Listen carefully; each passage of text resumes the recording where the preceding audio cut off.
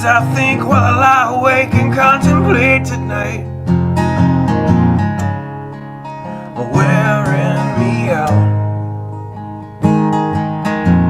Well, maybe tomorrow the world will wake and get it right, but I have my doubts, yeah.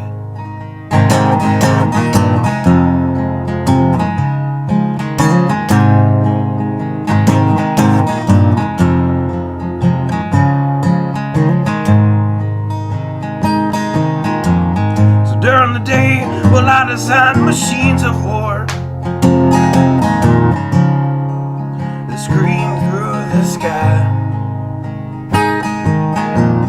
'Cause I, for one, I like to go to bed free at night under these stars and stripes. And I have my doubts that we're coming out. Yes, I have my doubts, and I have my doubts that we'll make it back out. Yes, I have my doubts, but they'll wind you up and pull the cord until you're spun right out. And I don't understand. Roll the dice and raise the price to feed the machine's mouth. Call it the progress of man. And I have my doubts that we're coming out. Yes, I have my doubts, and I have my doubts that we'll make it back out. I have my doubts, so I'll drink my stuff and raise some hell and shoot my guns to the end of my time. You can have the booze and go to hell and take the guns, but I know they won't be mine.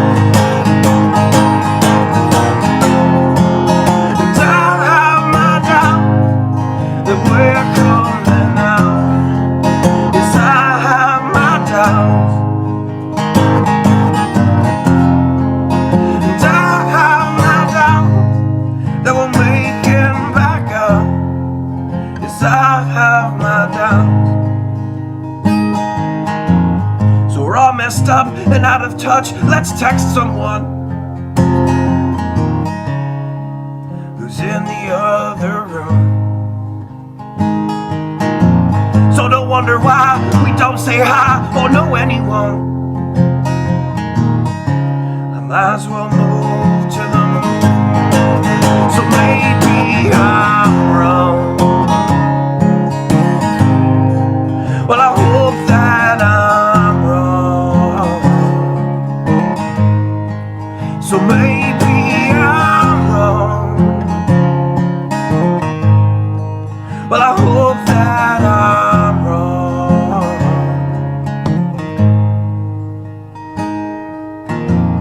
Well, the things I think while I lie awake and contemplate tonight are wearing me out.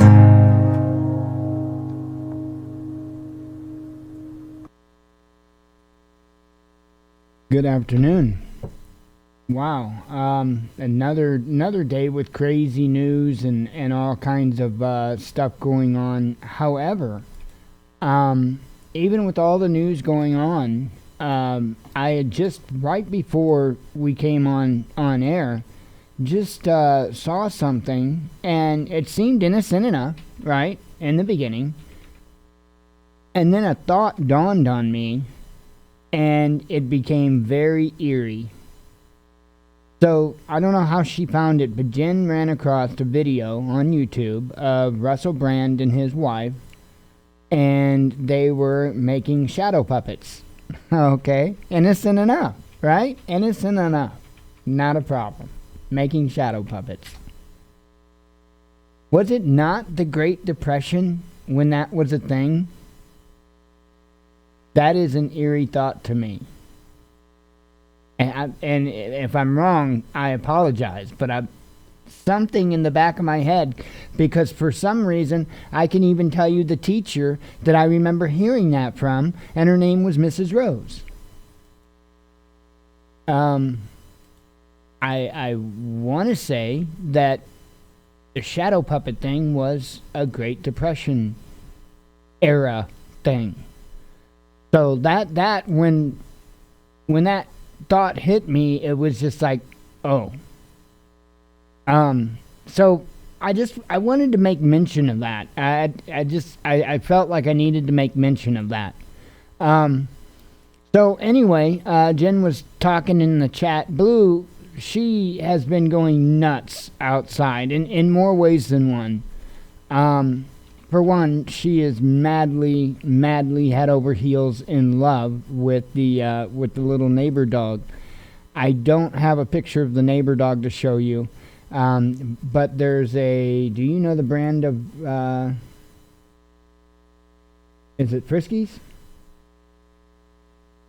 There's a brand of dog food, and I know, I think Friskies might be cat food, but I think they might make dog food too or something. Anyway, there's a little white dog on the box, and that's the kind of dog that this is. But anyway, Blue is head over heels in love, and so that's interesting in and of itself. But here, as of real lately, she's been raising hell out there, and she's normally pretty good. She'll bark if she sees somebody she doesn't know or whatnot, or if she sees somebody she does know and they're walking up in her direction. She'll bark a little bit because she needs their attention, and But other than that, not too bad. But she just flat goes off on this thing. Well, I wasn't 110% sure. It is at a distance, a little bit of a distance that this creature is. And at first, I honestly thought it was a raccoon, and didn't think much of it.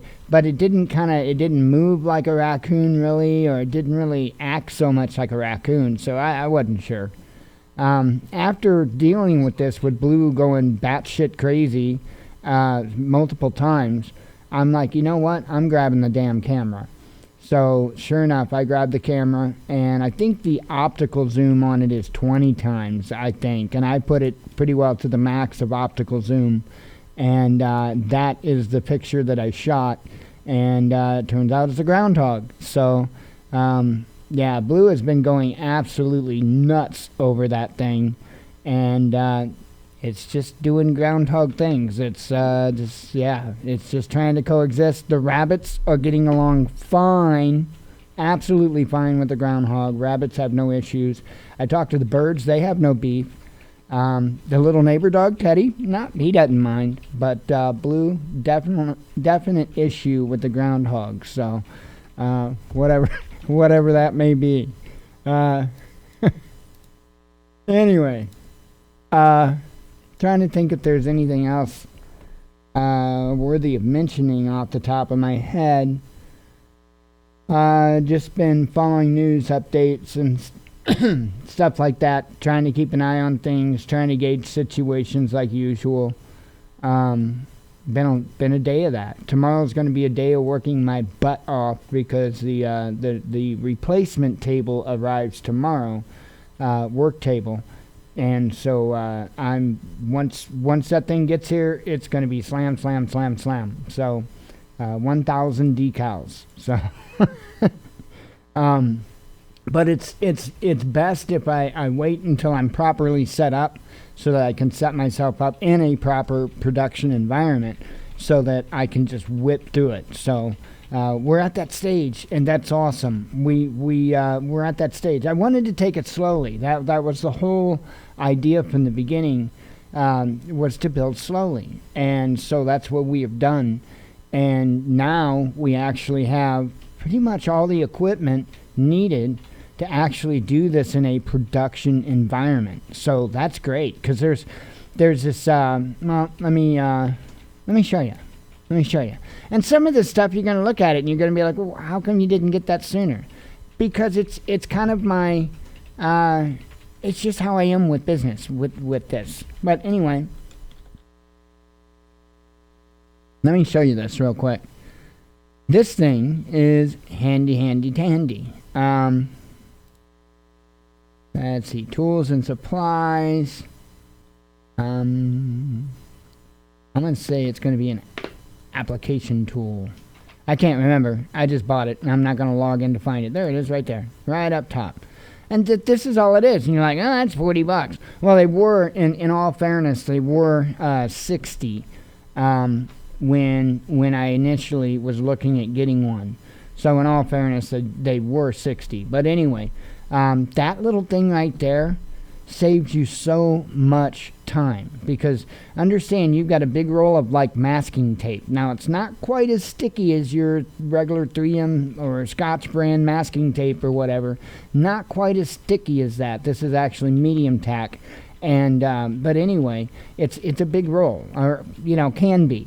The ones I'm using, for instance, for this project are 8-inch. Okay, so having to pick that roll up off the table, peel off however much you need, take your utility knife, slice it, and blah, blah, blah. You can see there's a lot of time wasted in unnecessary movement with that. So when you use one of these and your roll just sits in there, you just literally just put down your project that you're working on, literally just grab the masking, pull it out, lay it down, and then use your squeegee tool to squeegee it out. I mean, you probably cut that process down by a fifth in time, literally. I mean, that's how much you cut that process down, simply by having a suitable work table and that tool right there. So we weren't in a situation before, okay, to where I really felt we needed these type of production tools. Okay, our previous largest order was 600.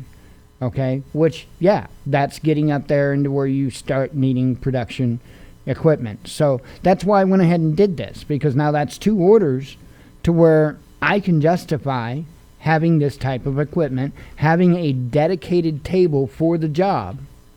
These guys really like this product. I don't mind making this product because I'm not layering colors. I actually enjoy it because I don't have to fight with layering colors.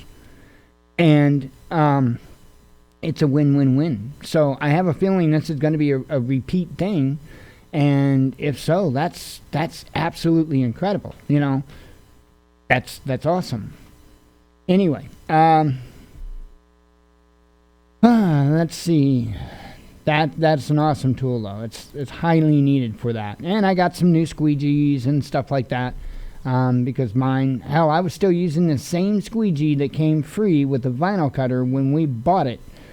So, I mean, I make things last. Oh, yeah, the other thing I thought I would mention, and I think I'm going to do a video on this.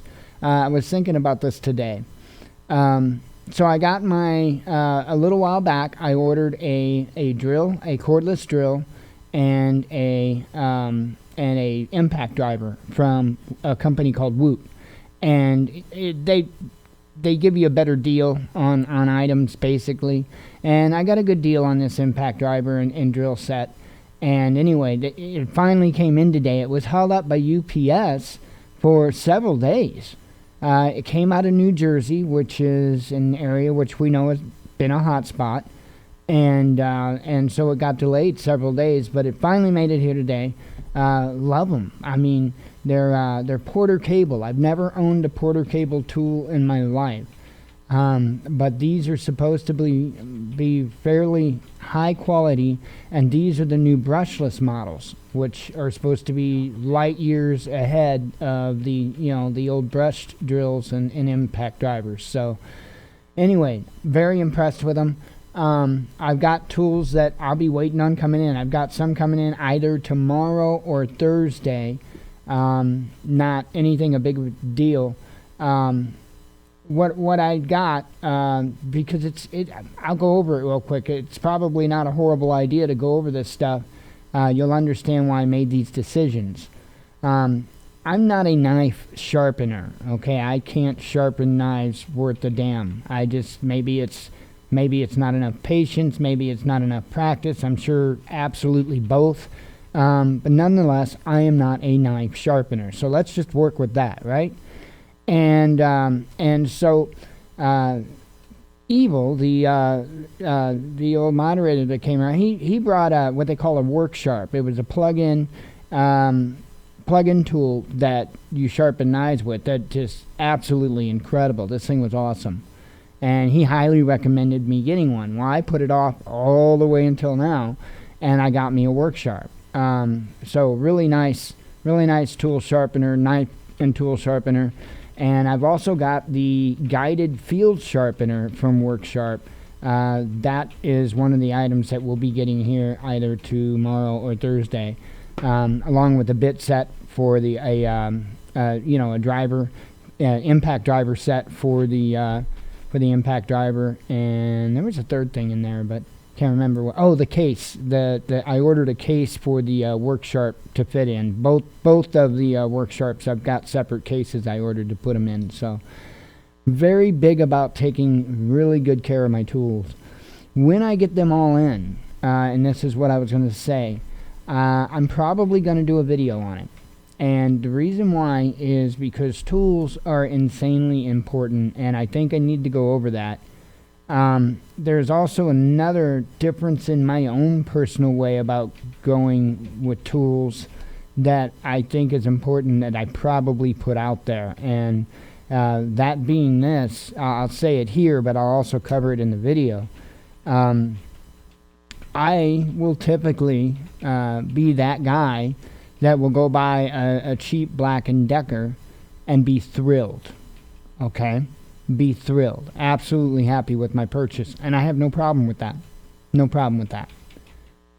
But the fact of the matter is, a cheap Black & Decker isn't going to be as good as one of your high-end brands. DeWalt's. I think Makita's still pretty good from what I understand. I think Bosch makes a good tool, from my understanding.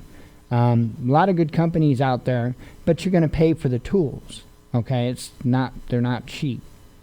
That is one of the things that I had debated when making these purchases. I don't want to go with that cheap Black & Decker. Now is not the time, right? Now is not the time. Or as otherwise said, ain't nobody got time for that. Because what's going to happen is you're going to be overusing that tool because you're going to be using it most likely way more than what you normally would have, and it's just not going to hold up. So you are going to want something that is either commercial grade or near commercial grade to hold up. Keep that in mind. Keep that in mind. There are some things, folks, that you don't want to play games with when it comes to prepping. Tools is one of those things. Tools is those items that help keep everything else in order. So don't cheap out on the tools. One of the things I had talked about when trying to find cheap preps, trying to find those bargain preps. You know, I couldn't find a multi-tool that I was satisfied with aside from Leatherman. And I'm not a fanboy. I don't have that fanboy mentality. But looking out across there, what's available, I really don't see anything, and in that price range, that's that type of quality. So I went with Leatherman, and I recommend others go with Leatherman.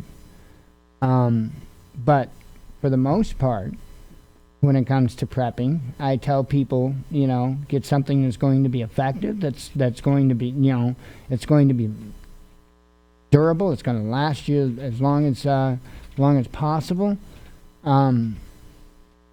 You know, but try to save money where you can so that you can get more of something else.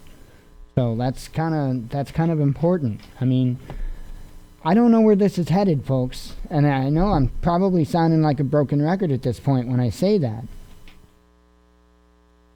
And honestly, it should probably be a little concerning that I do keep repeating that. Because normally, I can get a handle on some type of idea of where we're headed. Oh, thank you, Jen. Jen just told me. Thank you very much. um, yeah, normally I kind of have some idea of which direction that I'm headed. Okay, but or that we're headed, not me personally, but we as a collective. No clue. There's so many variables and so many possibilities and so many things happening so quickly. I can throw a million ideas out there, a million theories, but I can't tell you that any one of them really severely outweighs the other than I do believe we are going to be going to war soon. So I do believe that is pretty imminent. We shall see. But aside from that, of course, we got other obvious things, the economy, the Wall Street, plus with the oil, and, it just, there's a lot. There's a whole hell of a lot going on at the same time. And it, like I say, it's the pace at which it changes is so rapid. This is unbelievable stuff. Historical times, right? I don't say, for the most part, none of it overwhelms me. It awes me. If that sounds strange or not. I don't know if that sounds strange, but it awes me, right? It's like a tornado. That's perfect. It's like a tornado, right? I mourn lives lost and property lost from a devastating tornado.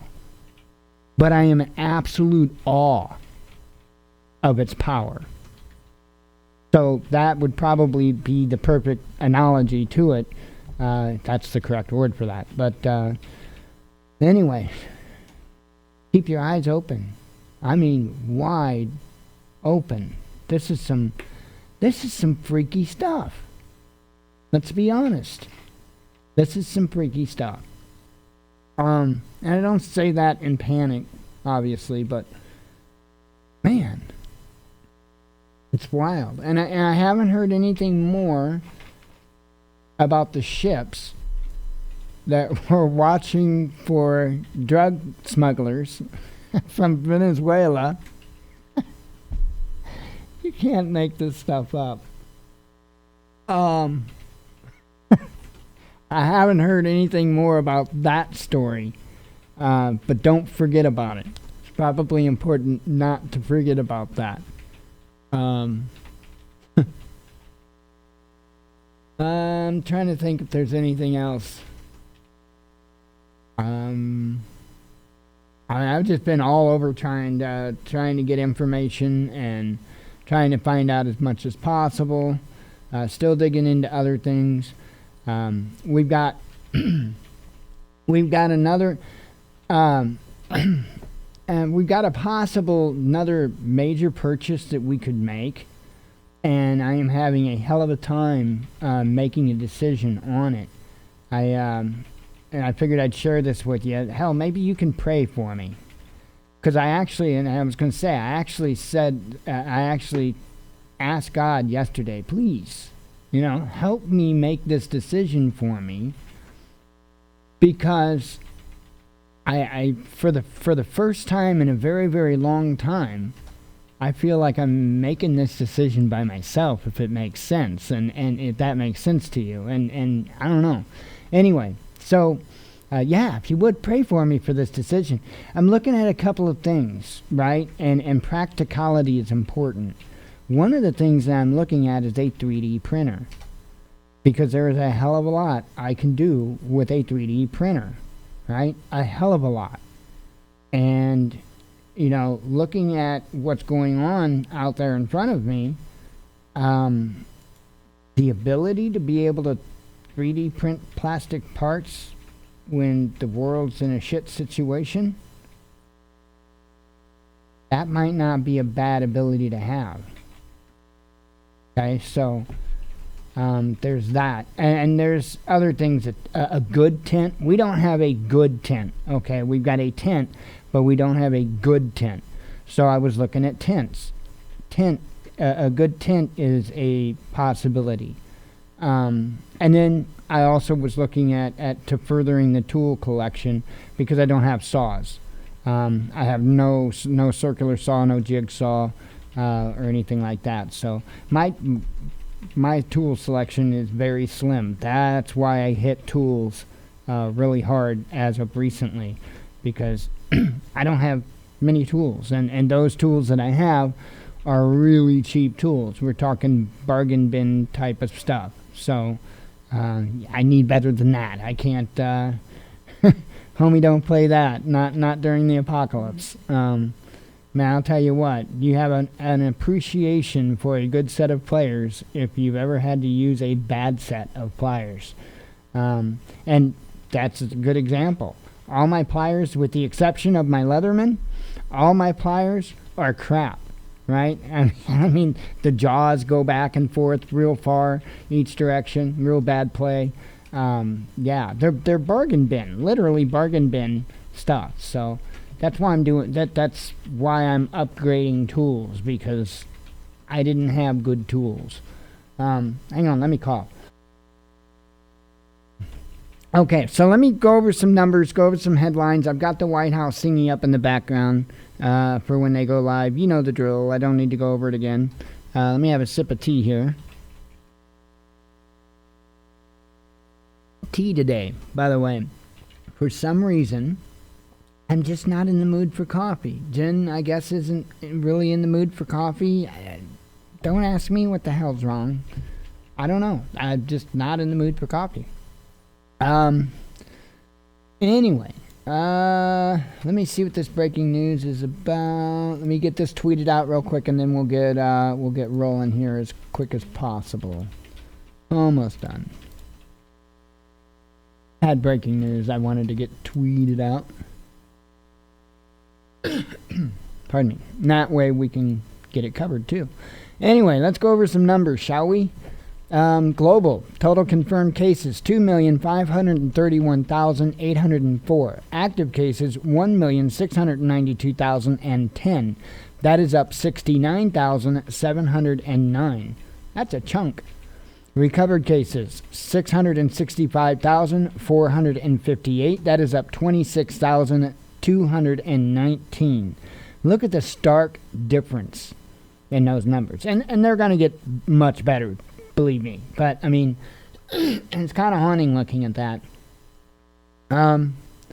Anyway, fatal cases 174,336. That is up 6,967. Hope I didn't read the numbers wrong. No, I got them in the right place. Sorry. I thought I might have looked over at the U.S. numbers on one of them I read. Anyway, United States, total confirmed, 814,490. Active cases, 695,396. That's up 23,291. Wow. Are we, okay. I was, looking. Recovered cases 74,752. That's up 3,323. Fatal cases 44,342. That is up 2,262. So, and our location 9. So I don't remember if it was 7 or 8 the last time I reported to you. Okay, Jen says 7. I think I saw it go to 8 last night. And then it's now 9. So that's for our zip code. That's right here where we live. So, crazy. I know it's like big deal, right? We're not a big town. We're a small town. That's kind of that's the thing. We're a small town, and I know that doesn't matter. I know there's nothing that exempts you. Okay, it's just like wow. So, I'm interested to see. Pardon me, in the coming couple of weeks, how those numbers pan out here locally. That's going to be interesting. So, anyway, let me have another sip of tea here.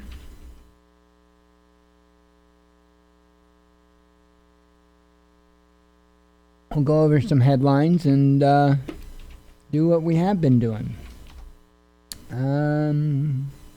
Okay. All right, starting with stuff that I put out last night. Trump says U.S. will add 75 million barrels of oil to National Reserve amid record low prices. Exercising my rights is terrorism, ? The View's Joy Behar ripped online after she calls armed lockdown protesters terrorists. Man, I'll tell you what. People really need to stop using that language with individuals that only feel like they're protecting their constitutional rights. Because by all means, Great Britain would have thought of our forefathers, our founding fathers, as terrorists. So think about that. Let's see. And then you have to ask yourself, the question is, were we in the right? And I'm speaking to the revolution to gain our independence, right? Were we in the right? I think so. So, just apply it. It's no different. Aside from, by the way, I better say this. I'm not joining the team of ending the shutdown. It's unconstitutional. I want to make that clear.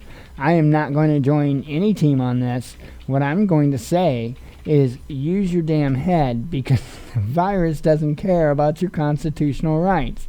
This isn't about constitutional rights.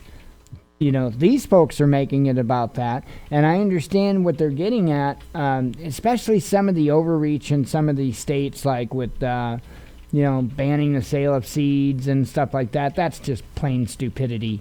Absolute plain stupidity. But to right now just open everything, just open it up. Maybe there are some locations that can pretty well do that. Some states, I'm sure that there are. I know I wouldn't feel comfortable with Illinois doing that. I'm not comfortable with Illinois just opening up right now. We're just now showing numbers in our zip code. That tally has just started ticking. Hell no. It's not time to end it. It's just started where we're at. And the same is true in many, many, many, many, many other locations. Because that's how this works. We can't end it too early. And then that's going to be a double-edged sword if we do end it too early. Because not only is it going to spread again, but the people are going to be even more resistant to a second lockdown. And then it's just going to run rampant. I'm telling you, I think this second wave, man, I don't know. We'll see. The difference between now and when the Spanish flu happened, and I'll sum it up in a word: privilege. Privilege. And I'm not going to add any other word to that. No particular color, no particular nothing. Privilege in general, spanning all of it. Privilege. Big difference between the times of the Spanish flu and now. Okay? I have a gut feeling, because I wasn't there, that I remember, that during the times of the Spanish flu, that people weren't fucking idiots. They realized that there was something nasty going around that was killing people. And they respected that. Just saying. I think our society, and many societies in different countries, are out of touch. Highly out of touch, and have been for some time. And I think the media and entertainment, I think, is a large portion at blame there. But like I said, I don't know where we're heading. Let me continue on or I'll never get done. Let's see. Worldwide COVID-19 death toll soars past 170,000, says Johns Hopkins University. Again, this was tweeted last night. American Dream suspended. Trump says he's signing order to halt immigration into the U.S. in light of attack from coronavirus. Okay, now we're stuff I tweeted out earlier today. Murder or salvation, southern U.S. states to relax COVID-19 lockdowns amid outcry. Not possible to determine exact origins of COVID-19, but available evidence points to animal source, says the WHO. And as I'm sure you already know, consider the source. U.S. crude bounces back into positive territory after historic plummet below zero. Police warn well-meaning Britons to be wary of despicable criminals using COVID-19 to con them out of their hard-earned cash. Denmark to allow gatherings of 500 people from May 10th.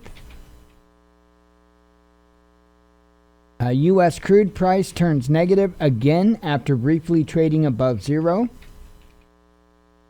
Oktoberfest falls victim to COVID-19 as authorities fear virus could thrive amid booze and breasts in packed beer halls.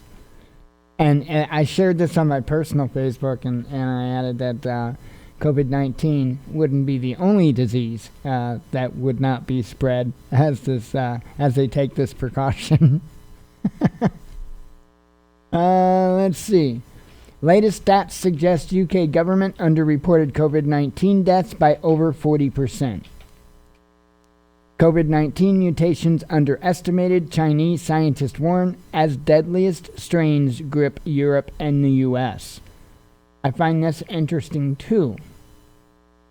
Let's watch how this plays out. But I find this interesting too. WHO, this was shocking. This actually set me back. WHO worker dies as vehicle carrying COVID-19 samples is attacked in Myanmar. And I know you're probably thinking, it's Myanmar. Why are you shocked? I'm just shocked.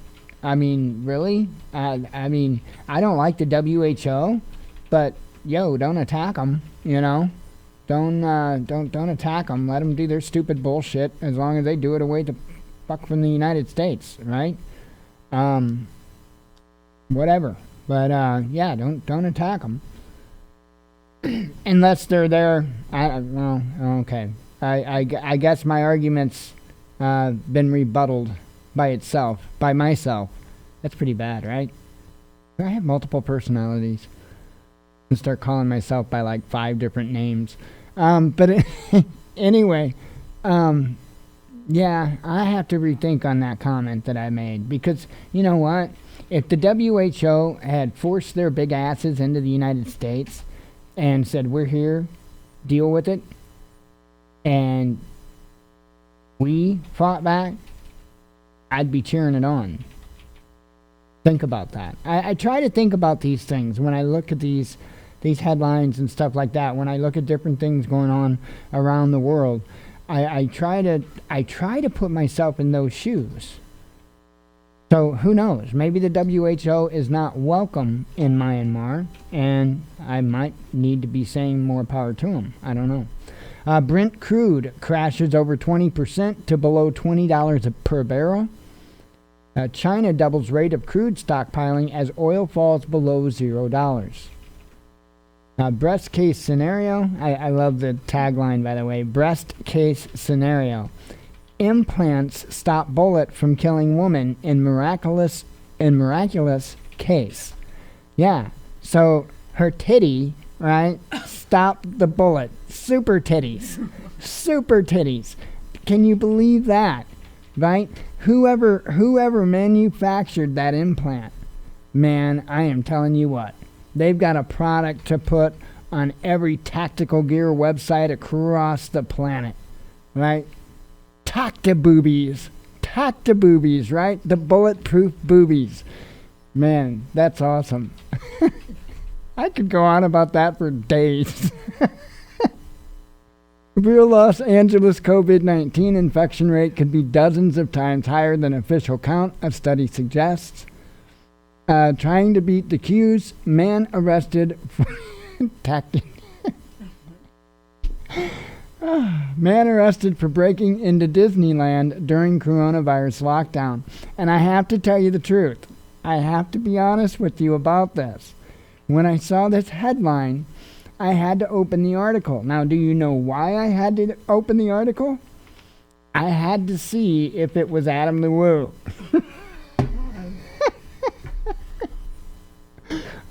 It's not.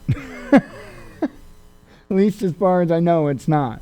They believe this guy was in there to steal stuff, and that's totally not Adam the Woo. But anyway, I had to read it because I had to know.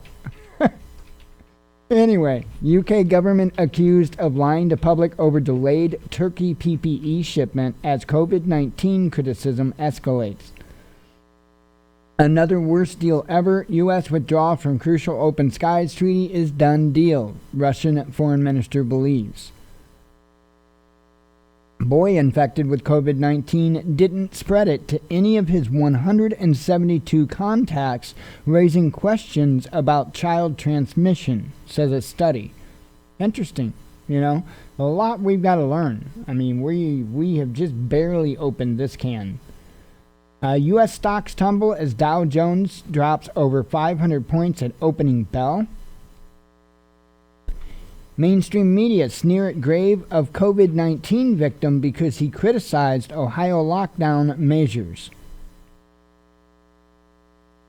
Are you going to cry about it? I mean, seriously. Maybe it's just me, but hey, karma. What?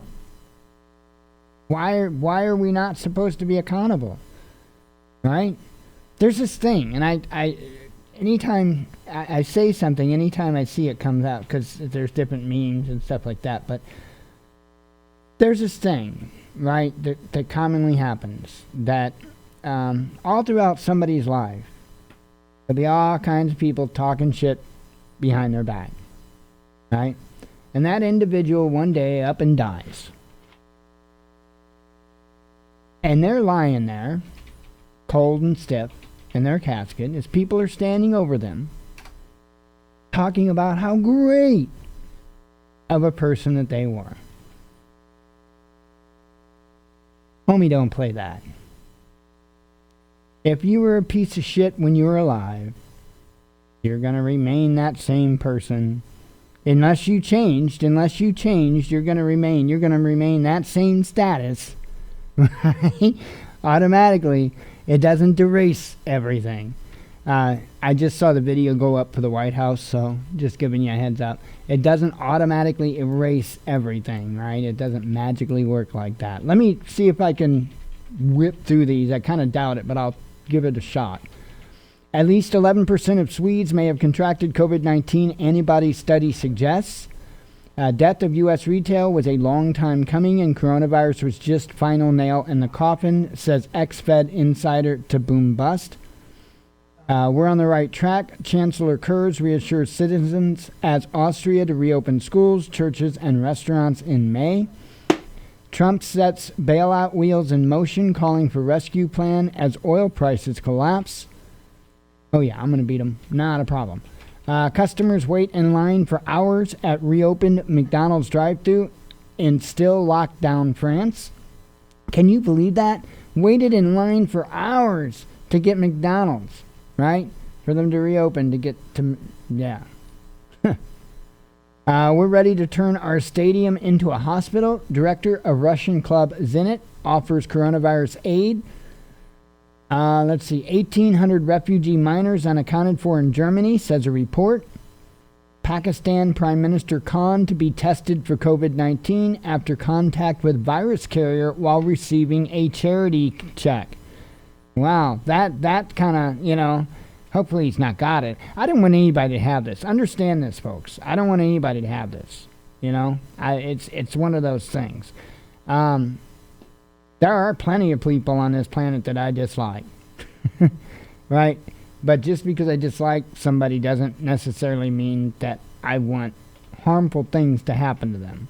There again, there are those individuals that I wouldn't mind that so much as well. But it is what it is. But I wouldn't want anybody to have this. I really, really wouldn't.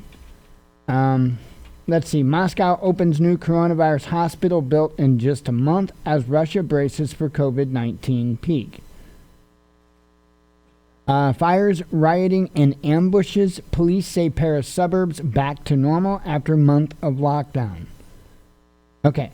Over 2.5 million COVID-19 cases confirmed worldwide, says an AFP tally. Coronavirus inspires dystopian new AI social distancing enforcement tool. Man, we got to keep an eye on this stuff. Okay, they're about here. I'm going to try to blah, blah, blah, real quick. Missouri AG files lawsuit against Chinese government over COVID-19 response. Pay attention to that. Missouri's already started trying to sue China over this. That's big news. That's important. AP, publicly traded firms get $300 million in small business loans. Yeah, businesses that weren't supposed to get them, as far as I know, got them. And yeah, that sucks. And small businesses are just out. They're trying to get help, and they're told there's no more money. Too bad. $18 a barrel. Brent oil falls to 19-year low. More than 40 employees lived at their plant for 28 days to make material to protect healthcare workers. Right on. That is some dedication. That is the American will. Shit, here he comes. Pardon the language. De Blasio promises lavish parade for healthcare workers, but history says could be a bad idea, and no way, I'm not going to make it. Thank you very much, everyone. Got a very big day today. I want to start by saying that our love and prayers of every American continue to be with our fellow citizens who have lost a cherished friend or family member to the virus. Amidst our grief, we're making tremendous strides against this invisible enemy, thanks to our aggressive campaign against the virus and the extraordinary talent of our medical professionals. Our mortality rate remains roughly half of that of many other countries, and one of the lowest of any country in the world. And that's due to a lot of things, but our medical professionals have been incredible. Since we announced our guidelines on opening up America, as we call it, we say opening up America, and we add the word again. I think we can add the word probably again, but that's what it is. We're opening up America again. 20 states representing 40% of the U.S. population have announced that they are making plans and preparations to safely restart their economies in the very near future. So that's 20 states. It's about 40% of our country. They're moving along pretty quickly. 3 announced today, as you know. And they're going to be doing it safely. They're going to be doing it with tremendous passion. They want to get back to work. The country wants to get back to work. A short time ago, the Senate passed the Paycheck Protection Program and Healthcare Enhancement Act with additional funding for the Paycheck Protection Program, hospitals, and testing. A lot of money for all of them, especially for our workers and our small businesses. My administration has worked aggressively with Congress to negotiate this critical $482 billion funding package. We reached a deal that includes $382 billion in crucial small business support to keep workers on the payroll, $75 billion to aid hospitals, which really need the aid, and very badly, very proud of that, and $25 billion to support coronavirus testing efforts. I urge the House to pass the bill, and they're going to be voting on it, I imagine, very, very soon. I think while we're here, and so he's a very busy man, as you know, Secretary Mnuchin, he's going to be running back, so I thought we'll talk about that now, and we'll take a couple of questions on that, and then he can go and start phase 4 as the ink is drying. Probably they'll be voting tomorrow in the House, but shortly, and I think we have tremendous support. So, Steve, please come up, say a few words. Steve? Yeah. Thank you, Mr. President, and thank you for all your work with us to get this passed. I'd especially like to thank Mitch McConnell and Chuck Schumer and the entire Senate for passing this. I'd also like to thank Kevin McCarthy and Nancy Pelosi, who have been working with us round the clock as well, and our Chief of Staff, Mark Meadows, who was also very instrumental in this. Let me just comment. We've had tremendous support for the PPP. This gives us another $310 billion for the PPP. We look forward to the House passing this tomorrow and being up and running quickly after that. This also gives us $50 billion for disaster loans, EIDL loans, that will allow the SBA to make $300 billion of disaster loans, all for small businesses. Also allows us, as the president said, more money to hospitals and unprecedented amount of money for testing. And again, I think we understand hospitals, not only the hospitals that have been impacted by coronavirus, but more importantly, many hospitals that have been shut down, and making sure that the doctors and nurses get money. Now, let me make just one more comment on the program. We have over 1 million companies that have received this with less than 10 workers. So there is very broad participation in really small business. I will comment, there have been some big businesses that have taken these loans. I was pleased to see that Shake Shack returned the money. We will be putting out some FAQs. There is a certification that people are making. And I ask people, just make sure the intent of this was for business that needed the money. We'll put out an FAQ. But again, the intent of this money was not for big public companies that have access to capital. And not for Harvard, you might say. So, Mr. Secretary, are you going to request that those other companies, because obviously Shake Shack was not alone in being a big company that got money in this, are you going to be asking? I'm going to request. You're going to ask them to return that money? Yep. Yeah, Harvard's going to pay back the money, and they shouldn't be taking it. So Harvard's going to. You have a number of, I'm not going to mention any other names, but when I saw Harvard, they have one of the largest endowments anywhere in the country, maybe in the world, I guess, and they're going to pay back that money. And I just want to clarify, because certain people on the PPP may have not been clear in understanding the certification. So we will give people the benefit of the doubt. We're going to put an FAQ out, explain the certification. If you pay back the loan right away, you won't have liability to the SBA and to Treasury. But there are severe consequences for people who don't attest properly to this certification. And again, we want to make sure this money is available to small businesses that need it, people who have invested their entire life savings.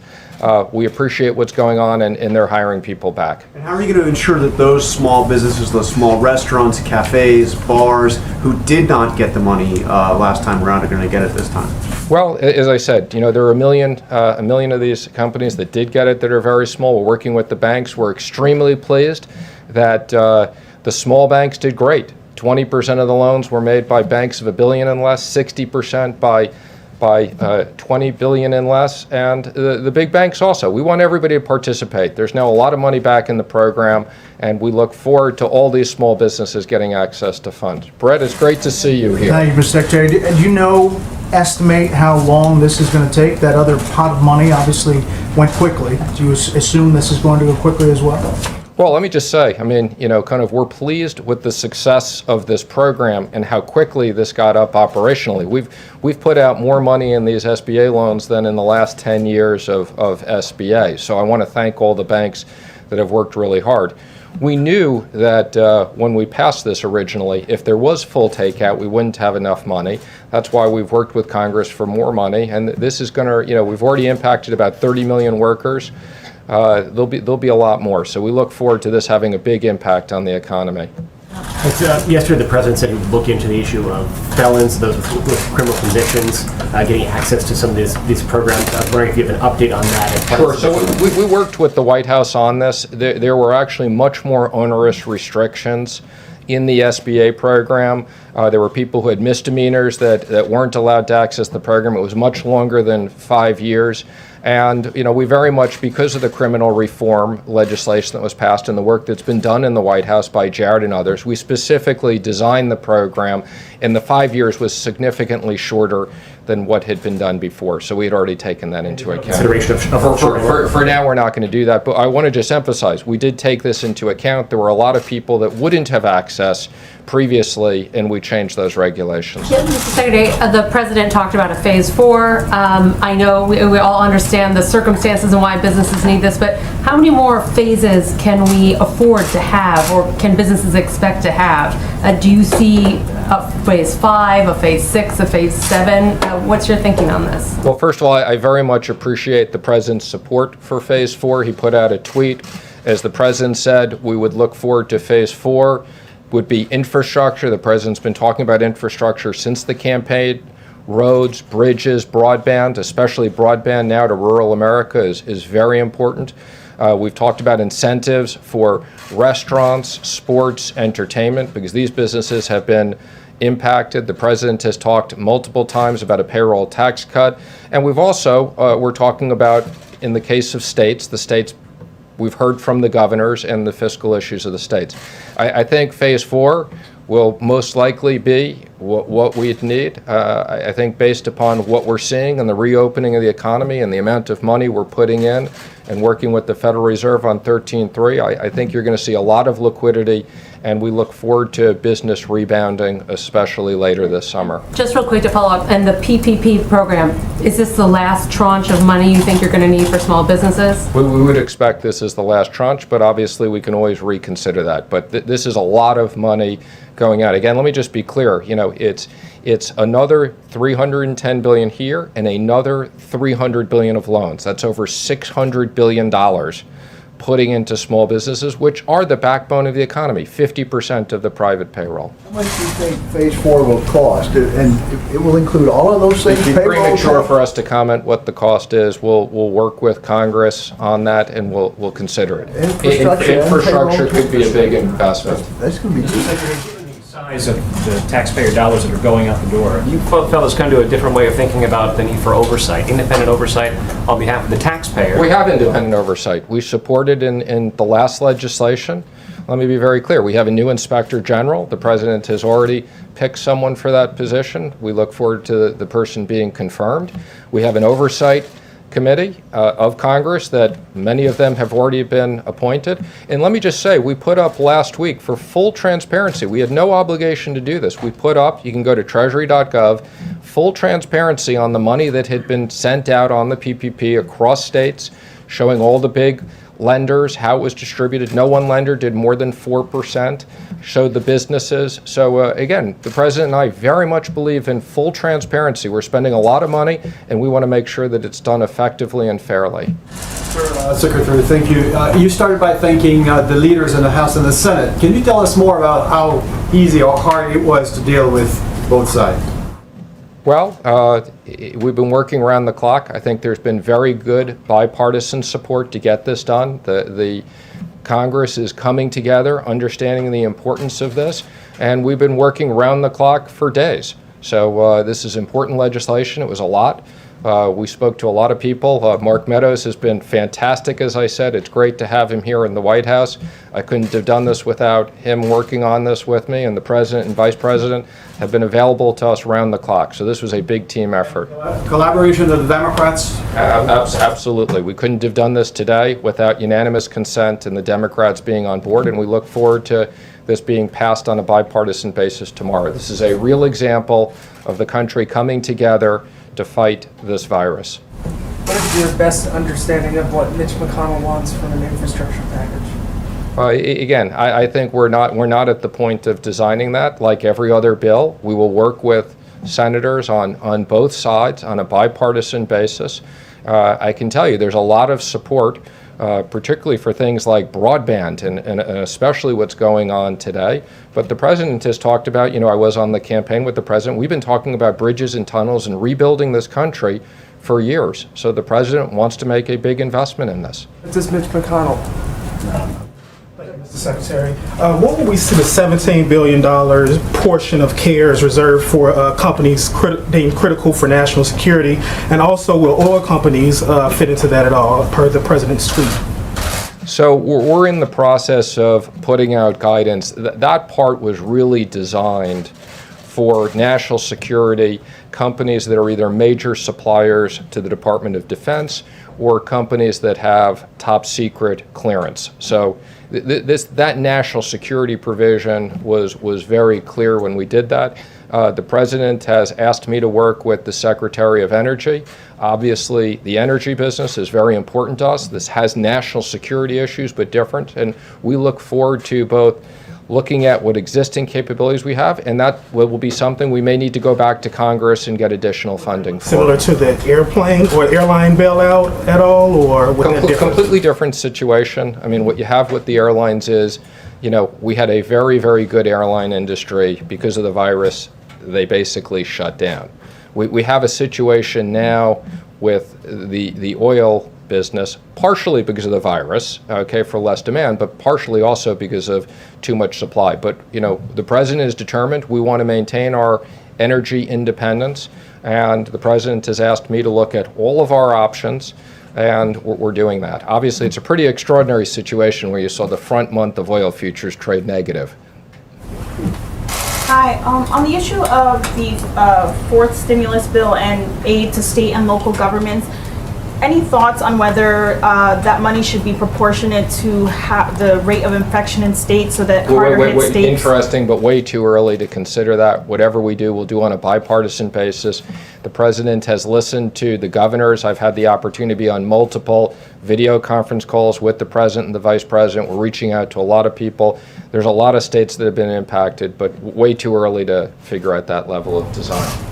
You mentioned if a large company applies for one of these loans and maybe manipulates or works the system or works the loopholes to get it, what are some of the consequences to, if a large company tries to get one of these PPP loans? What can you do?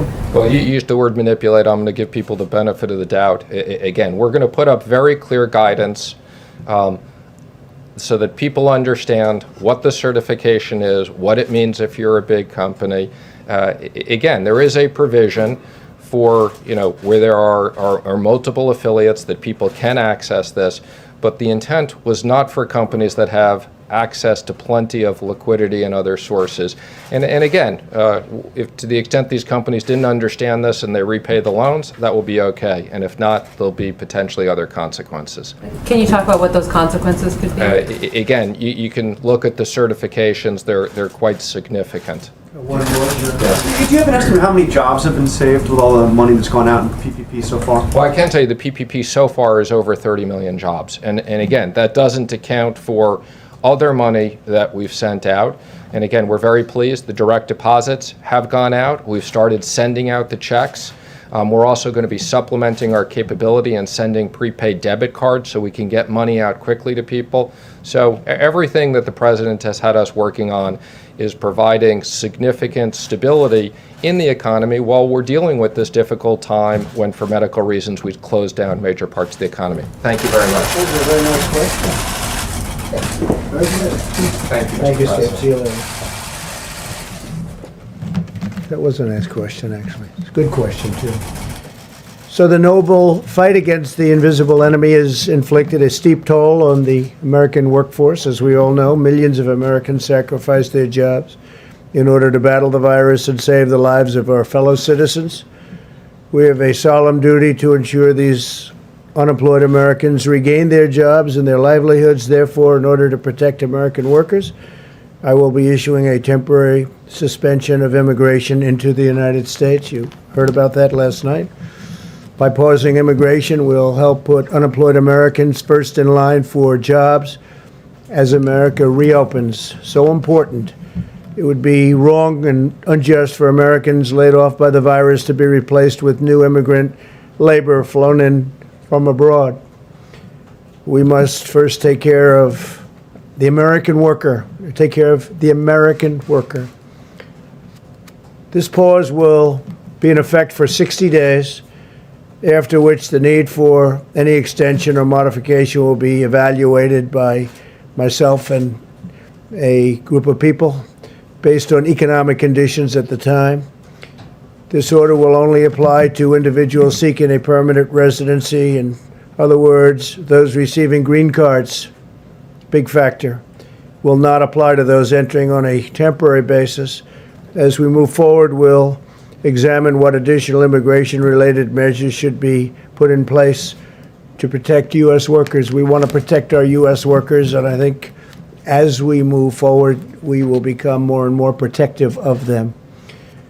This pause on new immigration will also help to conserve vital medical resources for American citizens. A short break from new immigration depending on the time we're talking about, will protect the solvency of our healthcare system and provide relief to jobless Americans.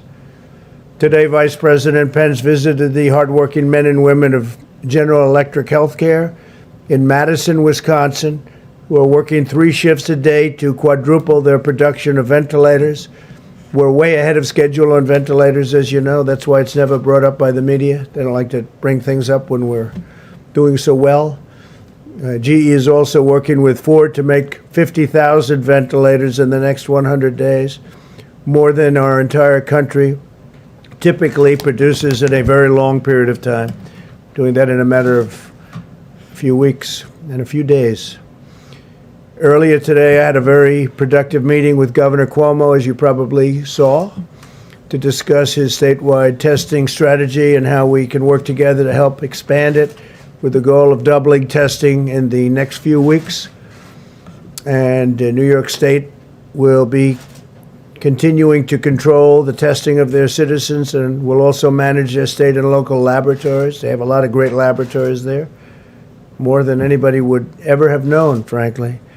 The federal government will work along with the state on the national manufacturers and distributors. Together, we'll all work together to help them secure additional tests, and we hope that this model will work with the other states as well. I think it will, for the most part. New York has a lot of very exceptional laboratories, but most of the states do. You saw the chart yesterday. Most of the states do. I'm proud of the relationship my administration has forged with New York, and I can say very honestly with New York State and New York City, they've been terrific to work with.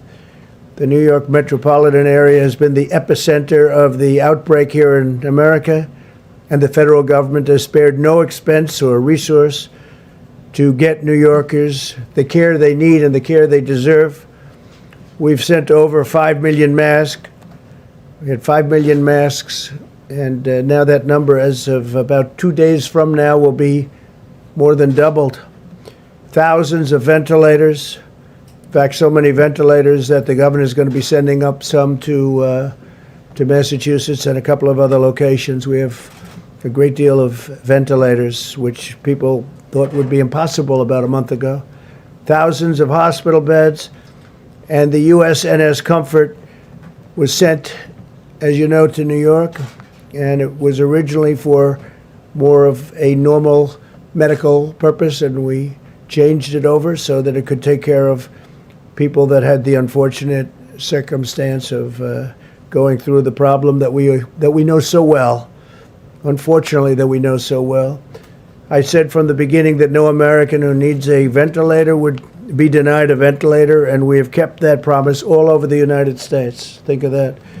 Other countries are desperate for ventilators. They have many deaths because they don't have a ventilator. And I've asked Andrew if we could bring the Comfort back to its base in Virginia so that we can have it for other locations, and he said we would be able to do that. Javits Center has been a great help to them, but we'll be bringing the ship back at the earliest time, and we'll get it ready for its next mission, which will, I'm sure, be a very important one also. But it was an honor. They reconverted it after it got there into handling an event that they were not expecting to be handling.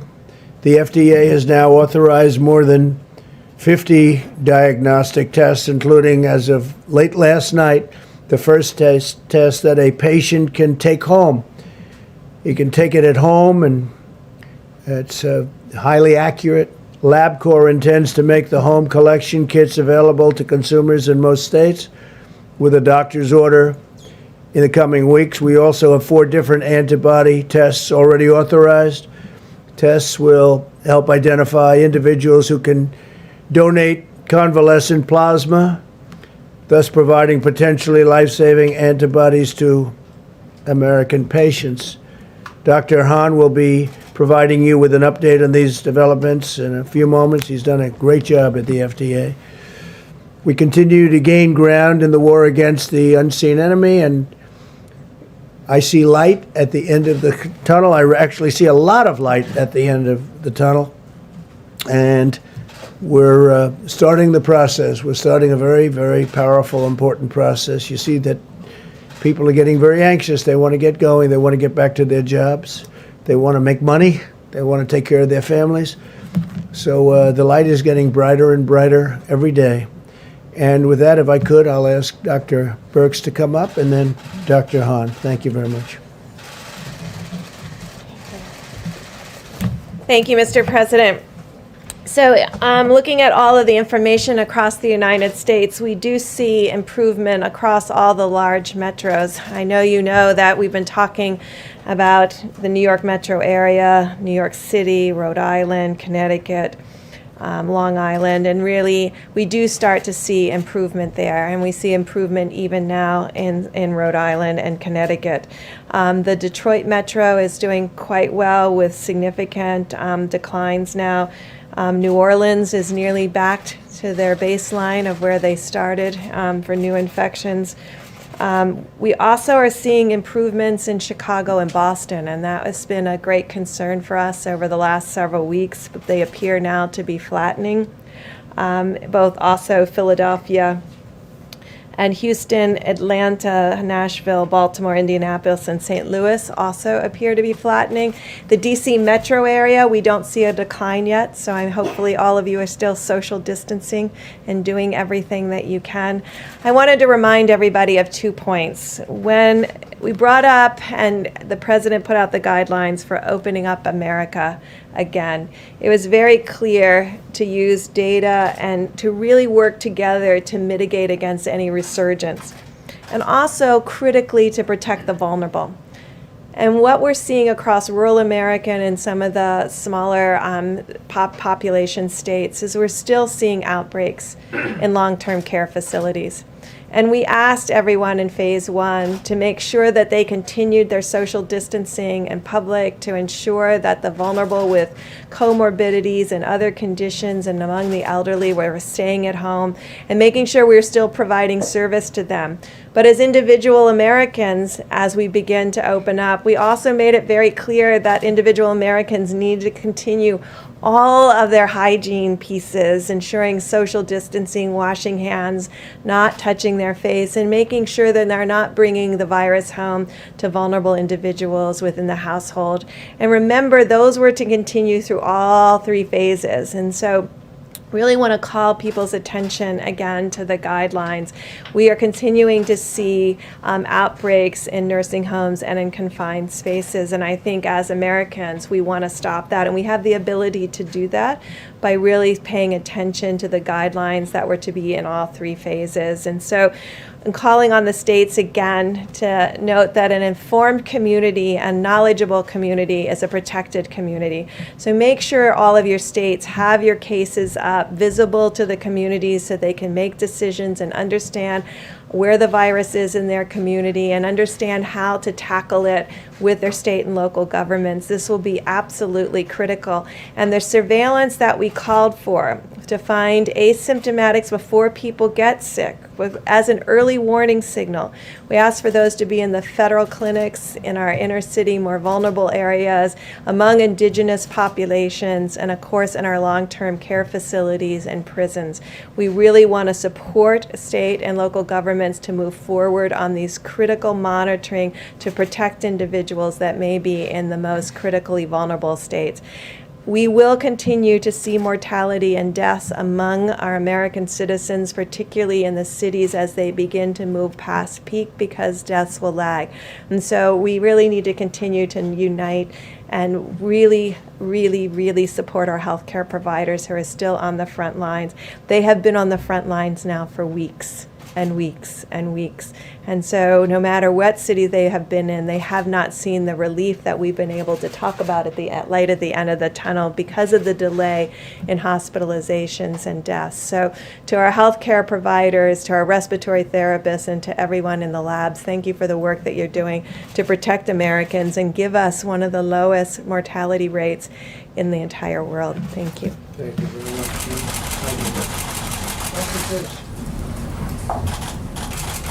Thank you, Mr. President. And I just want to echo what Dr. Birx said just a few short months ago. I was one of those doctors on the front lines, and I know how terrific they're working and how well they're doing for the American people, and a shout out to them for just the wonderful work that they do every day. So President Trump asked the FDA to remove all unnecessary barriers that were in place to help with the development of both diagnostics and therapeutics, and we have done that. I'm here to give you an update on FDA's efforts around serologic tests, which, as you know, are antibody tests, which detect in the blood the natural immunity that someone might develop in response to infection, in this case COVID-19. These aren't diagnostic tests, but these are tests that actually detect the antibody, so an indication that one has had the infection and has responded. And I think it's important for everyone to understand that the timing of the response of the antibody to the infection isn't completely known, but we know that it takes some time to actually develop that. And there's two types of antibody responses that can be detected. And the antibody tests are just one piece of the larger response that you've heard in the America Returning to Work plan that the President has, with the task force, has developed. And this pandemic is truly unprecedented in nature, and you'll see reports around the world of different antibody tests that have been used. And I think that's a reflection of the fact that we're just learning and beginning to understand what that response looks like. And many of these tests have different characteristics that allow to detect at different points in the infection. I do want to address one issue that we are laser focused on at FDA, and that is in an effort to provide laboratories and healthcare providers the early access to tests. We issued a policy earlier in March that allowed test developers the opportunity to quickly get their tests to market and address the needs of the nation as posed by the epidemic. In March, we provided this regulatory flexibility to manufacturers, and here's what we required of them. The manufacturers had to validate their tests. We call it self-validation, similar to what many test developers in the world have done. They had to notify FDA that they had performed that validation. And then they had to label their products appropriately in the package insert with information about the validation, as well as the fact that it's not a diagnostic test, that it's an antibody test. And the bottom line here is that FDA still expects manufacturers and test developers to validate their antibody tests even under this revised policy. Now, we've done a couple of things to actually help end users, to help laboratories, providers, et cetera, states in terms of their use of these antibody tests. One is that we're working with CDC and NCI to actually validate some of the more than 90 manufacturers who've notified us that they brought their test to market, to do an independent validation. And that process is going. We expect to hear more information this week about that, and we will provide that information in a transparent manner. We also want to go after anyone who is saying that the test has been authorized or has been approved by the FDA, but actually hasn't. And we've authorized 4 applications for antibody tests, and 140 test developers are pursuing applications for us as we speak. So it's not okay for someone to say that a test has been authorized or approved by FDA when it hasn't, and we are pursuing them both by in direct contact with the manufacturers, but also at the border. And so we have increased these interdiction efforts, and we will continue to outreach and do that with the manufacturers to make sure that we provide the most up-to-date information to the end users of these products. And we will continue to make all of our efforts, both in the diagnostics and the therapeutics, to help America open up again. Thank you, Mr. President. Thank you very much. Dr. Hahn? Go ahead. Dr. Hahn, you're speaking of 140 different developers, more than 90 manufacturers. How many of these tests actually work? So as I mentioned, the 90 that have come forward and said they're marketing in the U.S., they are required by us to have self-validation, and they're required to label that appropriately in their package insert. And they also said that what we're doing is we're working with folks around the country, but here at home at the U.S. government with the NCI and CDC to validate some of those tests that have come forward to us. So we're actually doing some independent validation. What have you found so far? So we don't have those results yet. I expect to have more results this week, but we will be transparent about those results because I think it's very important. And your question is superb in that if someone wants to use a test that's come to market, really it's important to read the information that's in the package insert, but often in some of those cases it's also important for the independent labs to do the validation also. And you may have seen reports in the press of labs around the country that have done that. We've actually reached out to them, many academics, and we will be including that information in the information that we generate as well to provide to the American people. While we have you here, There was a study out of the VA today on hydroxychloroquine that found a higher mortality rate compared to those who got standard of care. And I know this isn't a large-scale clinical trial, but since this drug is out there and people are using it, can you give some takeaways from that study? Did that change your thinking at all on hydroxychloroquine? So this study is a small retrospective study at the VA, and similar to the data we talked about before with the French study, this is something that a doctor would need to consider as part of a decision in writing a prescription for hydroxychloroquine.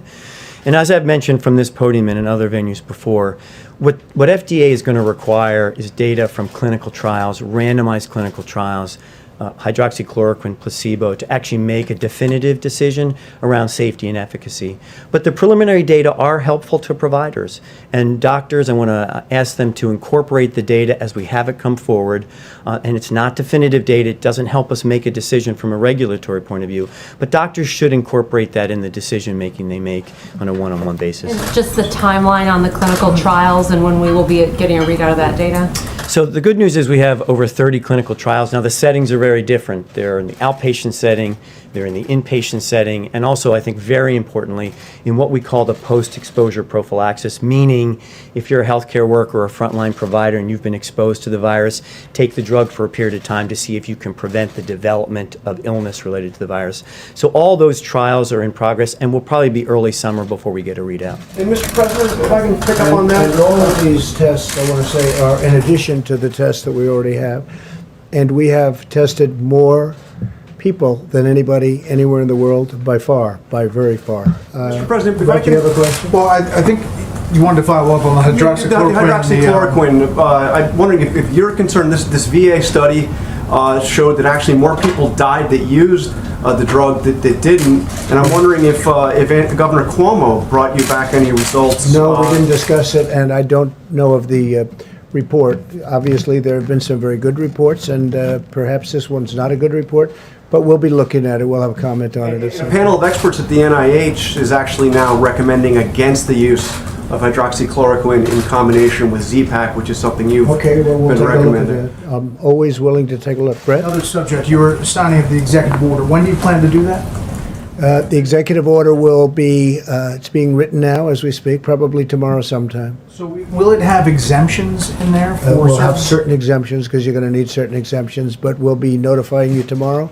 We'll sign it most likely tomorrow, being drawn now and tonight. And it's something we have to have in this country. We have to have it. So for the people who say it doesn't track with opening up the country to shut down immigration across the board for companies that, and the pipeline that's already in place, what do you say to them? Well, I think it really does. I think it's very strong, obviously, and it's countrywide as opposed to specifically like China or some of the other ones that I've shut down. We're going to see, and you'll see a very accurate definition tomorrow after it's completed by the attorneys. Last thing for me, North Korea. What can you tell us about the status of Kim Jong-un? Well, these are reports that came out, and we don't know. We don't know. I've had a very good relationship with him. I wouldn't, I can only say this: I wish him well, because if he is in the kind of condition that the reports say, that the news is saying, that would be that's a very serious condition, as you know. But I wish him well. We've had a good relationship. I've said it, and I've said it many times. If somebody else were in this position, we would have been right now at war with North Korea. And we're not at war, and we're nowhere close to war with North Korea. So I just have to say to Kim Jong-un, I wish him very, good luck. Good luck. I mean, they came out with very, very serious medical reports. Nobody's confirmed that. It was CNN that came out. So when CNN comes out with a report, I don't place too much credence in it. Your meeting with Governor Cuomo, did he convince you of a need for expanded testing? Or we had a great talk on testing, and we have an agreement, we have an understanding on testing. They have labs, tremendous labs, as you know, in New York, especially in the Manhattan area, but all over the state. And great medical schools and federal labs. So we have a very good understanding. We're going to do very significant testing. Not everybody wants to do such significant testing. Testing is good in some cases, and in some cases it's not. You have governors that don't want to go all out on the testing because they think they can do it in a different manner and do it better.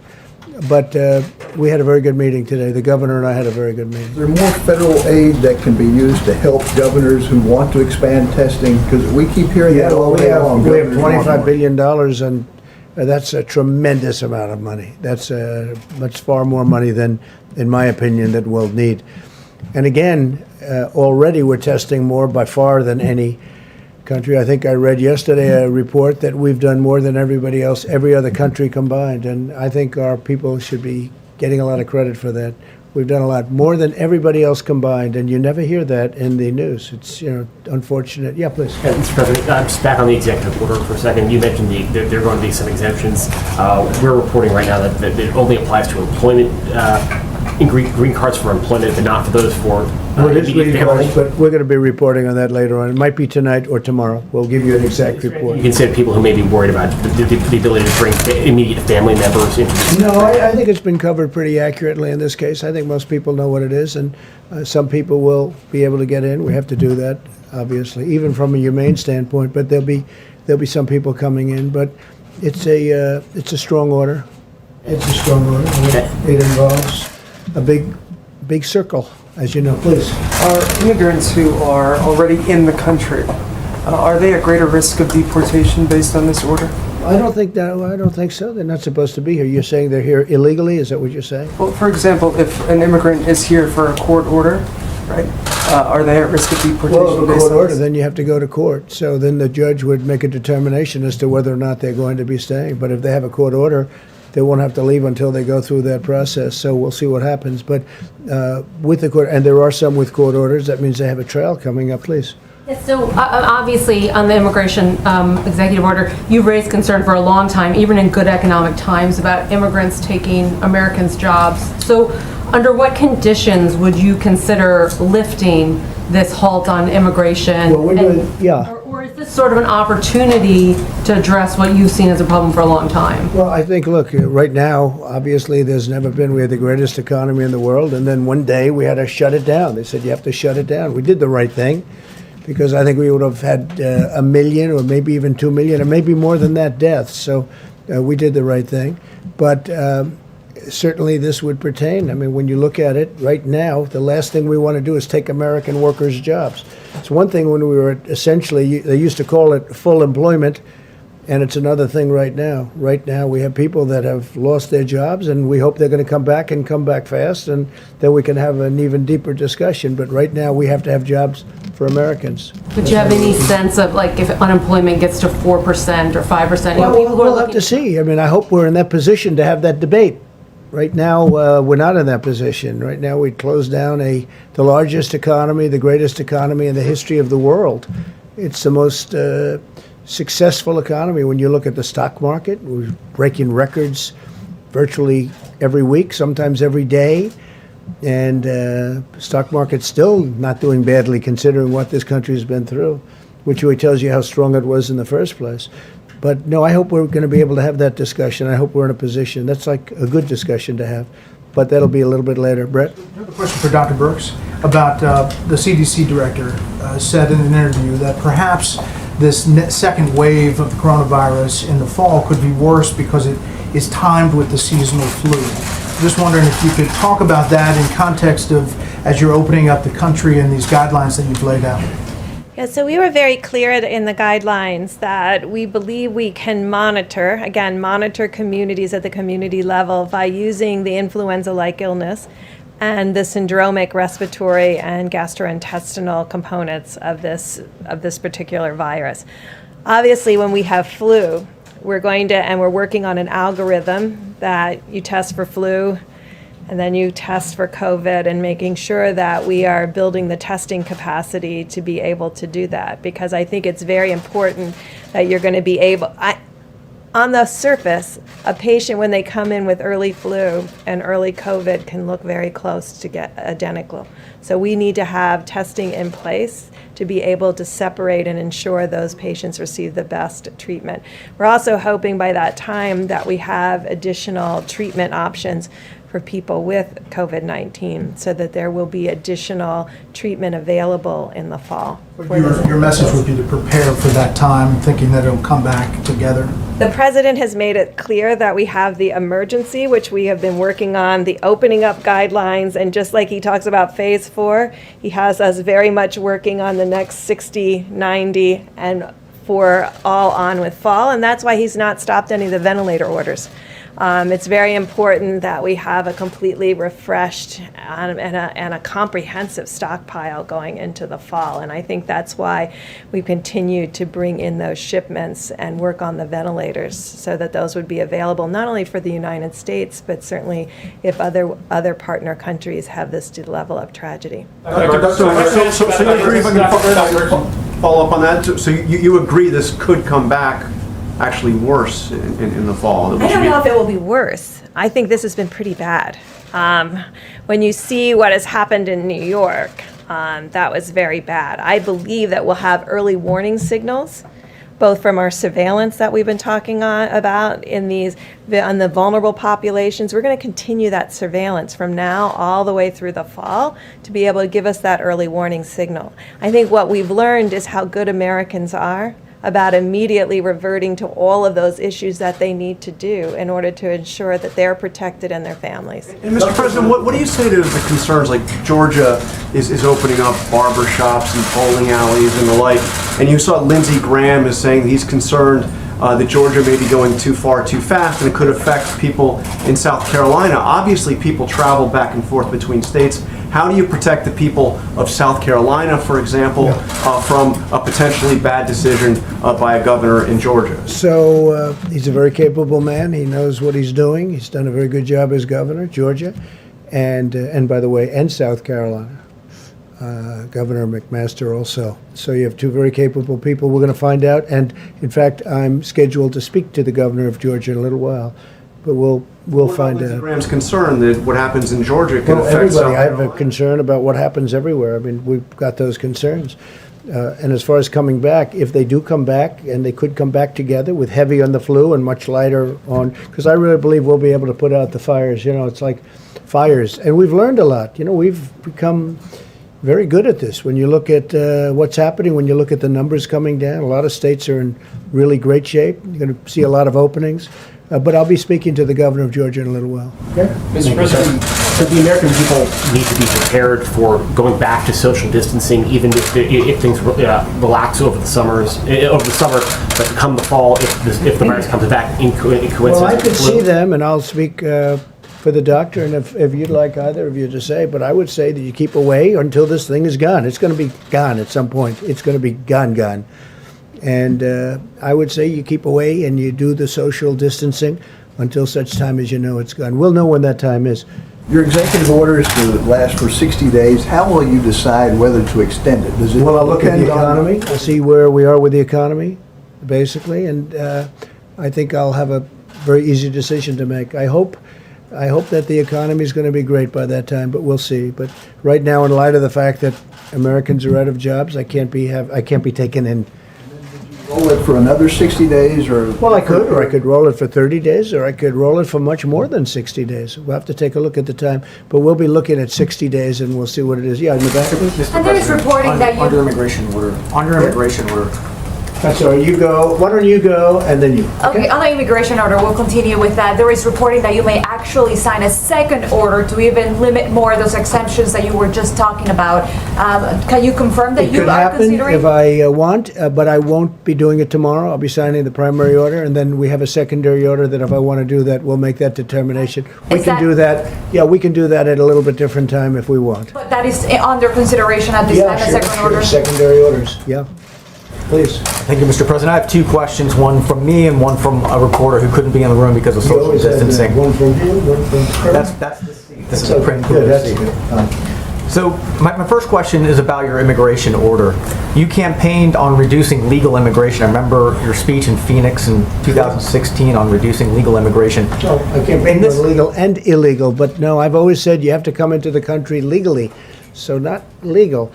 What I campaigned on was people just flooding our border and stopping. And by the way, speaking of that, we have 170 miles, almost 170 miles of a very powerful border wall up, and it's moving rapidly, very quickly, and it's having a tremendous impact, and it's making our job a lot easier. Plus, Mexico has 27,000 soldiers right now on our southern border that we share with them, and Mexico's been terrific. They've really helped. You also campaigned on reducing legal immigration, and I'm wondering if some critics are saying that you are using the virus now in this crisis to follow through on that promise to reduce legal immigration. No. Well, I want people that are in this country, I want our citizens to get jobs. I don't want them to have competition. We have a very unusual situation where something came in that nobody has seen for many, many decades. Probably 1917 would be the closest analogy if you look at it, when you look at the contagion, the kind of contagion we're talking about. So,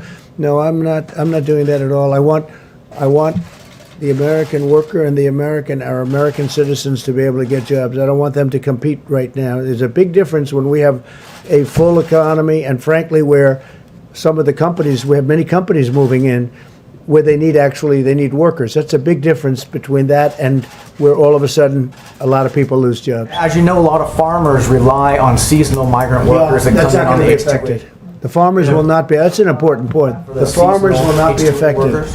Yeah, that's a very important point. I mean, it's a great point, actually. I'm glad you brought it up. No, the farmers will not be affected. They've had cases where they stopped everybody from coming in, and all the farmers went out of business. They were literally out of business. You remember that, Brett? It was not so long ago, but it's easy. It's easier to stop everything cold than it is to plan it so that the farmers have the people that have been working on those farms for many years, and that's what we're doing. No, the farmers will not be affected by this at all. If anything, we're going to make it easier, and we're doing a process that'll make it better for those workers to come in, to go to the farm where they've been for a long time. Now, for a question from a reporter who's out of the room, this is from the Washington Times, Tom Howell.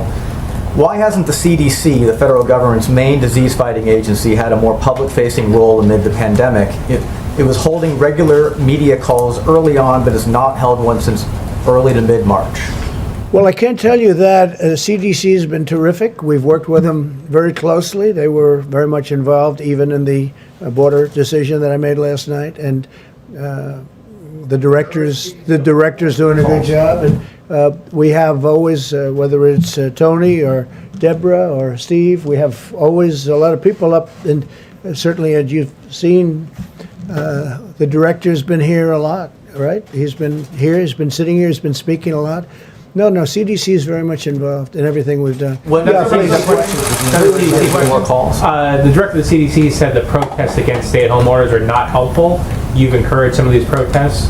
What are your thoughts on the CDC director saying that these protests are not a good idea? People, look, it's not a question of helpful or not. People want to get back to work. And I've watched some of the protests, not in great detail, but I've seen that, and they're separated. There's a lot of space in between. I mean, they're watching, believe it or not, they're doing social distancing, if you can believe it. And they are, and they're protesting, but the groups I've seen have been very much spread out. So I think that's good. Look, people, they want to get back to work. They got to make a living. They have to take care of their family. They don't want to do this. It's, unfortunate, maybe one way or the other. Both are unfortunate. But you have a lot of people out there that are anxious to get back. Yeah, please. Surveys seem to be indicating that people are actually more concerned. More people are concerned about the virus spread, and they don't want to go out. Yeah, they don't want to go to work. They don't want to go outside. They're two groups. They're big groups, both of them. So my question is, what good is it for these businesses that would reopen if the customers are afraid to go outside? Well, at the same time, we have to build back our country, and I'm going to make our country bigger and better and stronger, and we have to get started. There's a big difference, though, because people have really been through a lot, and they understand what to do now. Before, nobody had ever heard of a thing like this, wouldn't you say? I mean, nobody ever heard of a thing like this. Distancing, social distancing, what does that mean?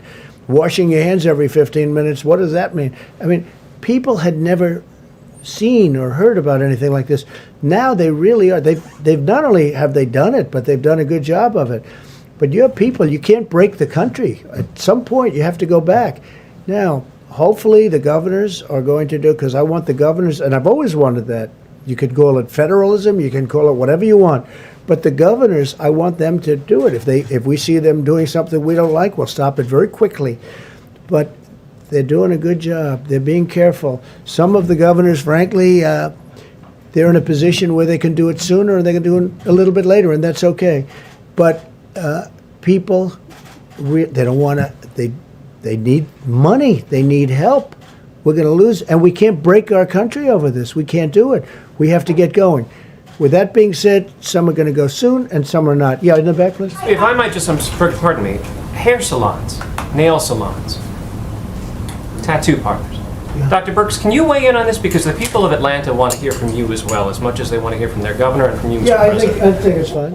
How do you safely have hair salons and nail salons and tattoo parlors where people this is in Georgia, where people have to inherently be close together?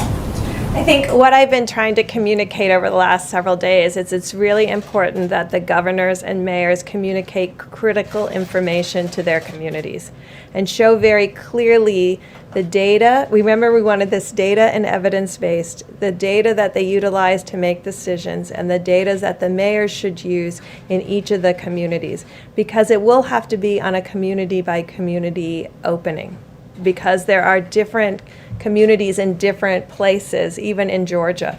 And so I believe people in Atlanta would understand that if their cases are not going down, that they need to continue to do everything that we said: social distancing, washing your hands, wearing a mask in public. So if there's a way that people can social distance and do those things, then they can do those things. I don't know how, but people are very creative. So I'm not going to prejudge, but we have told people very clearly, and the president guidelines made it very clear about the expectations of phase one. And remember, phase one also included social distancing in restaurants, social distancing in every place that was entertainment, and keeping your own individual social groups to less than 10. I mean, we've been very clear in the guidelines, and I think it's up to the governors and mayors to ensure that they're following the best they can each of those phases to make sure that both the public is completely protected. But the governors and mayors also need to communicate very clearly on the data that was used for decision making and make that transparent and available to their communities. And it also depends, as an example that you just gave, are they doing testing before they go in? We have to find that out. That's why I'm speaking to the governor a little while, and I'll be asking him those questions. Please, go ahead. Thank you, Mr. President. Just trying to get a sense of what you have left in the toolbox as it relates to oil. You hashed out the deal with OPEC Plus. You've ordered for purchases into the SPR. I mean, what else can be done? Well, the biggest thing in the toolbox is to get our country open. That's by far the biggest thing there is. If we can open pretty well, and I think we're going to, over a period of time, piece by piece, puzzle, remember? If we can open well, I think that's your biggest part by far. That's where the engine is, more important than any other thing that we can work on. Please, go ahead. Thank you, Mr. President. Two New York-related questions. In your meeting with Governor Cuomo, was there talk about providing states like New York with aid in the fourth stimulus package? I'm wondering if you have any thoughts on whether that aid should be tied to infection rates, whether states like New York, New Jersey that have been hardest hit should receive more money, and also wondering if you have any thoughts on Mayor Bill de Blasio saying today that he'd like to host a ticker tape parade of sorts once this is all over to honor the healthcare workers. As a New Yorker, have any thoughts? Frankly, that sounds like a good idea to me. When it's all over, it sounds like a great idea. They deserve it. They're warriors. They've done an incredible job. We mentioned briefly the state aid. We talked about that, Governor Cuomo and myself, and I agree with him on that. And I think most Republicans agree too, and Democrats. And that's part of phase 4. And I think infrastructure is going to be a big part. We have to rebuild our country. I mean, you take a look where we spend, and we go over this all the time, but $8 trillion in the Middle East. We want to rebuild our country. And that means our bridges, our tunnels, even schools. We're doing something with schools. We have to do our roadways. That what's happened. We spend so much money on other countries that they don't appreciate it. Okay? They don't appreciate it. We're going to spend money now on our country, and it's going to be our jobs, and it's going to be our equipment. It's going to be made. Much of it is going to be made here. Hopefully, at some point, all of it's going to be made here. John? Mr. President, at that podium back on March 9th, Vice President Pence said that over 1 million tests had been distributed, and then he said, and this is an exact quote, before the end of this week, another 4 million tests will be distributed. As you know now, 6 weeks later, we still aren't at 4 million tests. I don't know what to say. With the testing. Ready? Are you ready? Again, I'll say it for the 5th time. We have tested more than any country in the world, and some of the countries are very big. Okay, more than any country in the world. We have one of the most successful, if you call mortality rates, because one person, and I always say that for you in particular, one person is too many. But we've done very well. Our testing, if you add them all up, we've tested more. Now, I don't know what Mike Pence said, but I'm sure he could answer that He's question. at 4 million tests, and we're 6 You know weeks what? later. You we're ready not again? at that point. We've tested more than every country in the world, even put together. So that's all I can say. As far as Mike, he'll answer your question when he's here. Mr. President. He'll be back tomorrow. I just want to go back to the China deal and the phase 1 of this China deal. Yeah. The flight ban is still in place. How confident are you that the Chinese are not going to invoke the natural disaster clause to just wait before getting into the Well, we're going to see. Look, there's nobody ever been tougher on China than me. And that means for 20 years, you go back 20 years. I probably got elected at least partially on the fact that I've been very tough. I said China's been ripping us off for years. I'd go into Michigan, I'd go into Pennsylvania, I'd make speeches unrelated to being a politician. I'd be invited, I'd be speaking to people, which I like to do because I love the people of this country, and I'd make speeches. I'd say, how did you let this happen with China? I even asked the leaders of China, how did this ever happen? Where our country loses tens of billions of dollars a year. And I don't mean just tens. Take a look, 200 billion, 300 billion, 400 billion, 500 billion dollars a year. How did they ever let a thing like this happen? Now, if you look at this last year, the deficit went way down, and I'm talking about even before. Now it's much different. But a lot of things are happening. Great things were happening, except all of a sudden, out of nowhere, came the invisible enemy. And we think we know where it came from, and we'll be talking about that probably a lot. But came the invisible enemy. There's been nobody tougher than me on China. I have no guarantee that they are going to go ahead with this phase 1. But if that happens, we'll do a termination, and we'll do what I can do better than anybody. Yeah, please. Mr. President, on China, have U.S. intelligence analysts told you that they think that the virus escaped from a Chinese research lab, that it was Well, I can't tell you that. Have U.S. intelligence agents told me? I mean, what kind of a question is that? Do you feel I can't. Do you want me to tell you? Oh, let me tell you what they told me. Look, they told me plenty. They told me plenty. Brett? I wanted to follow up on, you said about the small business program, Harvard's going to pay the money back. How confident are you that you can claw back money from Well, I'm places going to like have to look. I don't like when Harvard, that has, I think, a $40 billion endowment or some incredible amount of money, that Harvard gets this money. Harvard should pay that money back. I want Harvard to pay the money back, okay? And if they won't do that, then we won't do something else. They have to pay it back. I don't like it. I don't like it. This is meant for workers. This isn't meant for one of the richest institutions, not only far beyond schools, in the world. They got to pay it back. I want them to pay it back. Yeah, Mr. President, your Florida clubs have had to furlough workers. That's true. Have you thought about asking your family members to maybe keep some of those workers on the payroll to help instead of sending them to the federal other companies do that? Yeah, in Doral, you're not allowed to have the golf courses open. You can't have the clubs open. You can't have anything. It's a big hotel and resort. And I think there's probably 750 people. So you can't have anything open. And you say, what are we going to do? Have full payroll and have the whole place with, there's no income coming in. First of all, everyone's home, and they're supposed to be. Second of all, in Florida, you can't use golf courses. That one I'm not sure I agree with. You have parks and golf courses where you have open space. But that's what it is. So I have others also. Then I have others in different states. I have a lot of different properties. But again, my children run them, and I love my children, and I wish them well. I look forward to comparing my numbers to my children's numbers. I think I'll do better. You haven't thought about asking if you understand that. Well, the closed property is like, you have to close them up, and then hopefully when things get better, we'll just open it up. But you can't have, many hundreds of employees standing around doing nothing. There's no customer. You're not allowed to have a customer. So in some places it's very strict. New Jersey is strict. New York is strict. And you have to do what you have to do. And it's too bad. I feel so badly when I see that.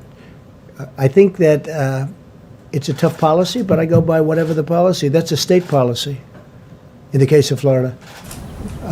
You've communicated regularly with Kim Jong-un, the North Korean leader. Are you going to try to reach out to him to check on his condition? Well, I may, but I just hope he's doing fine. I mean, I've had a very good relationship with Kim Jong-un, and that's to the benefit of the country. That's not a bad thing. That's a good thing. And I'd like to see him be well, and we'll see how he does. Again, I don't know that the reports are true. Do they have a line of succession as far as you know? I don't want to ask him that. I have asked him that, but it's not my purpose to tell you that, in all fairness. But, I hope he does well. Please. I'll follow up with Dr. Birx for a moment. Dr. Birx, if you don't mind, I just wanted to follow up on the question we were asking you about with social distancing in some of these states. With Georgia opening back up, things like tattoo parlors, getting a massage, social distancing, maybe there are some creative ways, but it seems very difficult to do social distancing. So do you have a message for people in Georgia who are soon going to have a choice about going to the hair salon or the nail salon or getting that tattoo if they're not 6 feet apart and they're not able to follow these social distancing guidelines? What's your message to people in a state like Georgia? Well, we made it very clear in a message to all of the American people with opening up America again, the criteria that we wanted states to follow. Those were careful criteria. There were only 6. They were carefully selected in conversations with epidemiologists around the world and with CDC to really pick things that people could understand and use platforms that people have utilized in the past. But it was built on the premise that it needs to be data-driven and it needs to protect those who are most vulnerable. And then it went through the phases, and the very first thing it says, in all phases, all individuals need to continue to wash hands, protect the vulnerable, ensure the safety of others. But in phase 1, it made it clear that social distancing was absolutely key. And I think it's on the White House website, and we ask every American to read it and to use that as their guidelines. Now, we've also asked governors to create county-level information so that communities can see the information and understand why they may be different than a different county, so that it's very transparent and understandable. I had a question here a couple of days ago on a Jacksonville beach, and Jacksonville is dramatically different than Miami. And I think that was reflected in why Jacksonville had a different set of information and regulations. So I'm not going to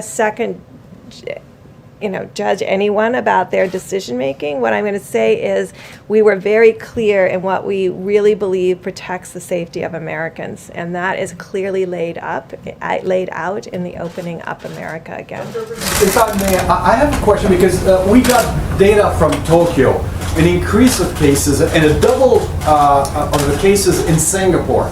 We've been, looking a lot at Europe after China, and then we're back into this area of the world. Here we're talking about a plateau and then cases going down. Any lessons to take out of what's happening in this area in Asia after having put our attention somewhere else for so long? The lesson is to be careful. Yeah. We've got to be very careful. We don't want that to happen. It could happen. I think we'd stamp it out if it does happen. We're not going to be doing any mass closings, I hope. So I think we could, I call them some burning embers, and we put them out. And I think we've gotten very good at that, but we'll see. But we don't want that to happen, no, absolutely. You concerned, Mr. President, that once the reopening happened, we won't need to go back into reclosing. I don't want to do that. You don't want to do that. Nobody in this room wants to do that. You look forward, I think, Brett very soon, and John sitting next to a lot of your fellow reporters, right? The room seems so empty this way. But it's one of those things. Yeah, go ahead, please. Mr. President, thank you. On the topic of public support for your immigration freeze, Right. An Ipsos USA Today poll just came out and found 80% of Americans are supportive of the immigration halt, the temporary freeze. Yes, I know that. Did that have any, did public support have any effect on your decision making here? And are you surprised by those numbers? Yeah, it's a high number. I did not see that number. I heard there was a poll. I'm sure there'll be a lot of polls. No, look, I think the American people want to make sure that they have jobs for the American people, not for people that come in many cases illegally into our country. So we're doing that. I don't know what the numbers are, but I think just common sense tells you that's where we should be, and that's where the American people want to be. And we're going to build our country back. And I'm telling you, with all of the things that we're doing and infrastructure, which we desperately need, it's going to be an incredible thing taking place. I think it's going to be a renaissance. We're going to have something that will be, a lot of people are going to go to work building those roads and bridges and tunnels and highways and all of the other things we're going to be building. And broadband for the Middle West. I mean, the farmers haven't been treated fairly. Let's face it, the farmers have been treated terribly when it comes to the internet. So we're going to take care of that. We're going to make them very happy. So we'll see you all tomorrow, and we'll have some interesting things to put out tonight. And I appreciate you being here, and it's an honor to have Brett Baer here. I've used his slot a lot, John. I've used that slot a lot. Get on, Mr. President. Doing no. Get on. We want to have you back soon. Thank you very much. Thank you, everybody. Thank you. Thank you.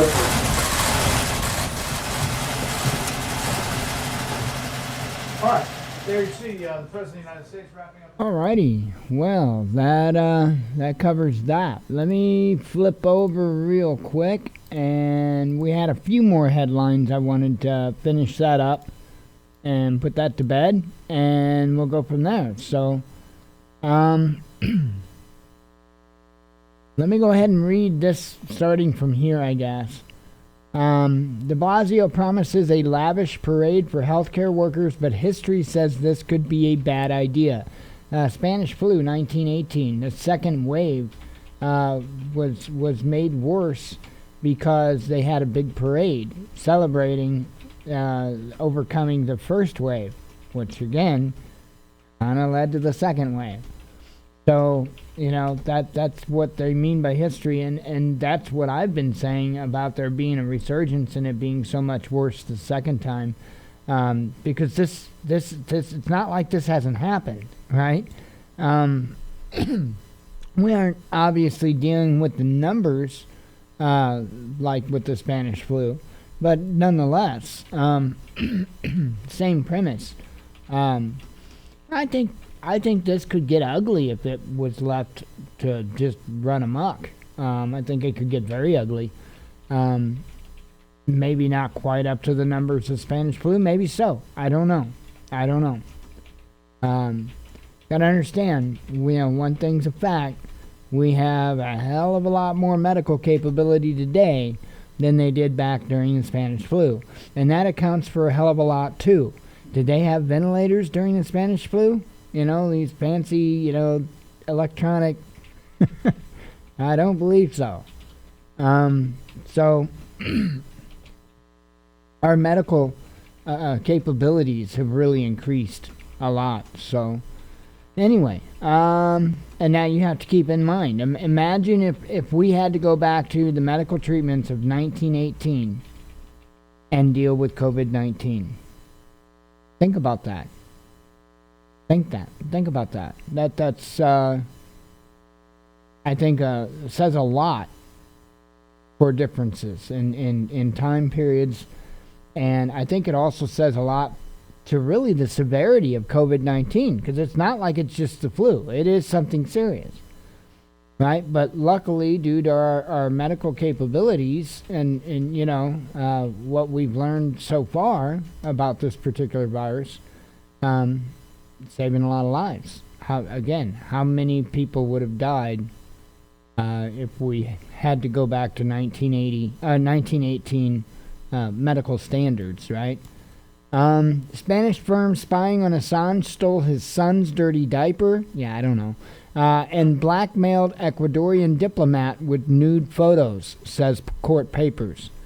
That is quite interesting. I don't know what the whole ordeal is over the dirty diaper. Don't know.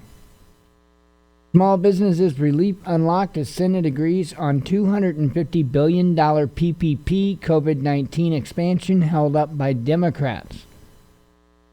Let the blame games begin. Missouri sues China, including Wuhan lab, over coronavirus outbreak. Trump announces 60-day immigration ban to shield American workers from competition. So there you go. That is headlines. Get you guys video content rolling here. Man, oh man, oh man, oh man. Oh, this would be good information. I'll tell you what. I'm still working on trying to figure out which direction I want to go. I was back over on the Creality website. That's a company that makes 3D printers. Man, I'm telling you what, that is a very, very... Maybe that is what's calling me. I don't know. That capability to be able to do that, it's pretty immense. It really, truly is. Anyway, got a video here from Bear Independent titled Prepper Stomp Medical Bag, How To for SHTF. What's up, everybody? It's Bear with BearIndependent.com, also director of telemarketing at BearIndependent.com. We are making a stomp bag. Sierra, Tango, Oscar, Mike, Papa, stomp bag. And it's so that when you transgress the laws of Bear, I can stomp my foot through your... No, that's not what it's for. It's basically a hospital and a backpack. And so we're going to take all this stuff right here and we're going to put it in a backpack.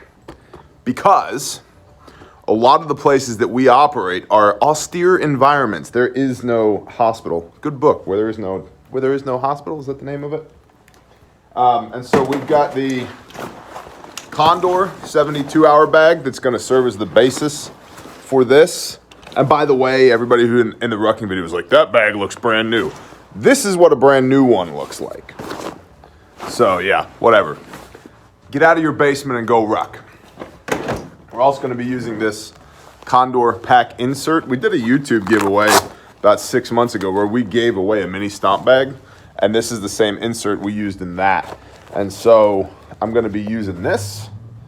And we're going to be filling all kinds of stuff in here. A bunch of trauma stuff. And then I buy these off of Amazon. This is the M Fasco bag. It's about 80 bucks.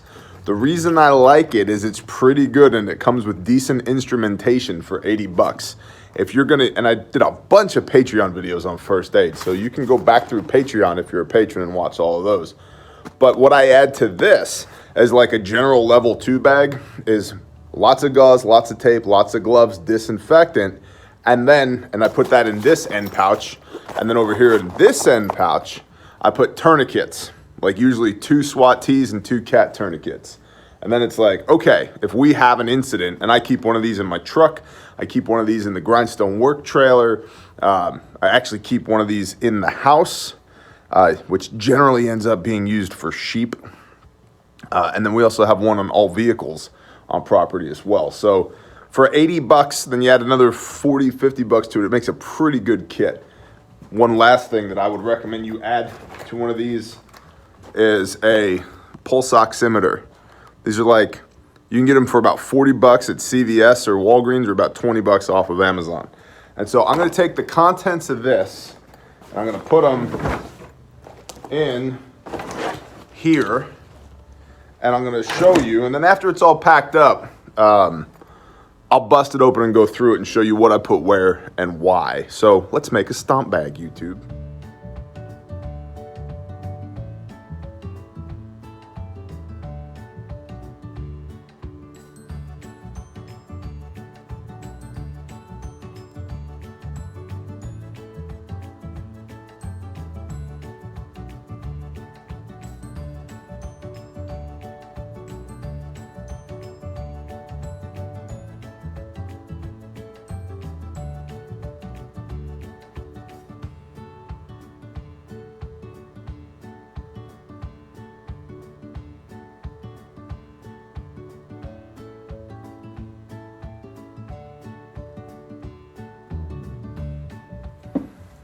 There's 3 things in addition to everything that I just added to that bag that I definitely need to add to this bag. That is chest seals. Need probably 4 sets of chest seals to go in here. I like the high fins. I'll order some from my supplier. I'm actually out currently. I got packages coming in. Are not here yet, but chest seals for sure. More quick clot. I want this bag to be able to treat a whole variety of things, but in part it's a big trauma bag. And I've got 2 things of quick clot in this bag. I really want to, got interrupted. I really want to have 4 quick clots. And then I need to add more cohesive bandages, like a lot more. There's 2 in there, and I'll probably add 6 more to that. Cohesive bandages are bandages that stick to themselves. All right, now we'll dive into the bag line item by line item. All right, we are back at the homestead because, you know, I live a real life and it's oftentimes real interesting. So here we are back at the homestead, and now we're gonna jump into the Stomp Bag SEAL Team Operational Medical Pack, or the bag you carry on your back when you're not near a hospital. The Navy SEALs would never use a Condor bag. Roger that. When was the last time you went through, buds? Not saying I have. I'm just saying I don't think you have either. Anyway, let's dive into this bag. We'll see what's in here. All right. We are farmers. Dun, dun, dun, dun, dun, dun. We're also on the ground because why not? Let's jump in here. So this bag, I've reviewed this bag before. I like this bag. That's why I got this bag to do this with. You've got 2 external pockets sewn in place on the outside here. Again, this is the Condor 72-hour bag. 1 there, 1 here. And you've got this pocket. You've got almost like a small day pack-ish size pouch here, that there's a pocket here, right? And then there's also one here that has like your standard internal organizers and whatnot. And then it has a big clamshell that opens up. And it also has, it's, you know, hydration bladder compatible. You can open up this tab or this tab to route your bladder through if you'd like to do so. And then it's also got in the back over here, it's got, there's a rigid insert here, like ABS plastic insert to give a little bit of support to the back. And then what I use on my ruck here, this is a great place to put like maps and notebooks and intel and whatever to kind of help keep that back firmed up. It's got your standard padded straps that are actually pretty good. This bag for me does tend to ride low because of where the straps attach. They attach up here rather than down here. So is what it is. Good padded waist belt on it. Padded waist belt that's removable. If you don't want it, you can get it out. So let's dive into it. In this pocket, this is kind of like my, hey, all my outside pockets are the stuff I need immediately, okay? And so this pocket here, open this up, has 3 North American Rescue Triangle bandages in it. 1, 2, 3, okay? And it's got 2 SWAT tees in it. And I'll probably take these apart and stage them at some point, but that's what's in there right now. And then I've got in this pouch right here, I know, the best. One guy told me on Instagram, he's like, you have the best content with the worst production value. And my answer is, you're welcome, question mark. I've got 4 little rolls of gauze right here for wound packing. I've got a whole bunch of blue nitrile gloves, size large right here. I've got 2 good rolls of, I've got 1 good roll of surgical tape right here. I guess I'll have to go get that, huh? And then in this front zipper part, I've got 2 things of commercial quick clot, the strips for wound packing to encourage clotting. There are 6 5x9 abdominal pads right here and 2 large rolls of Kerlex right there. That's all in this front pocket for blood stopping. Stop the bleed, bro. So let's put this back. Pause. The additional roll of tape has been operationally operated like an operator. We retrieved it because that's what we do.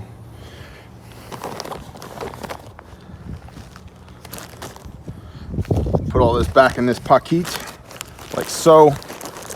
And so I've got that available right out front.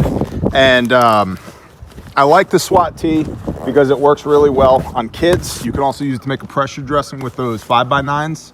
I like it for a lot of reasons.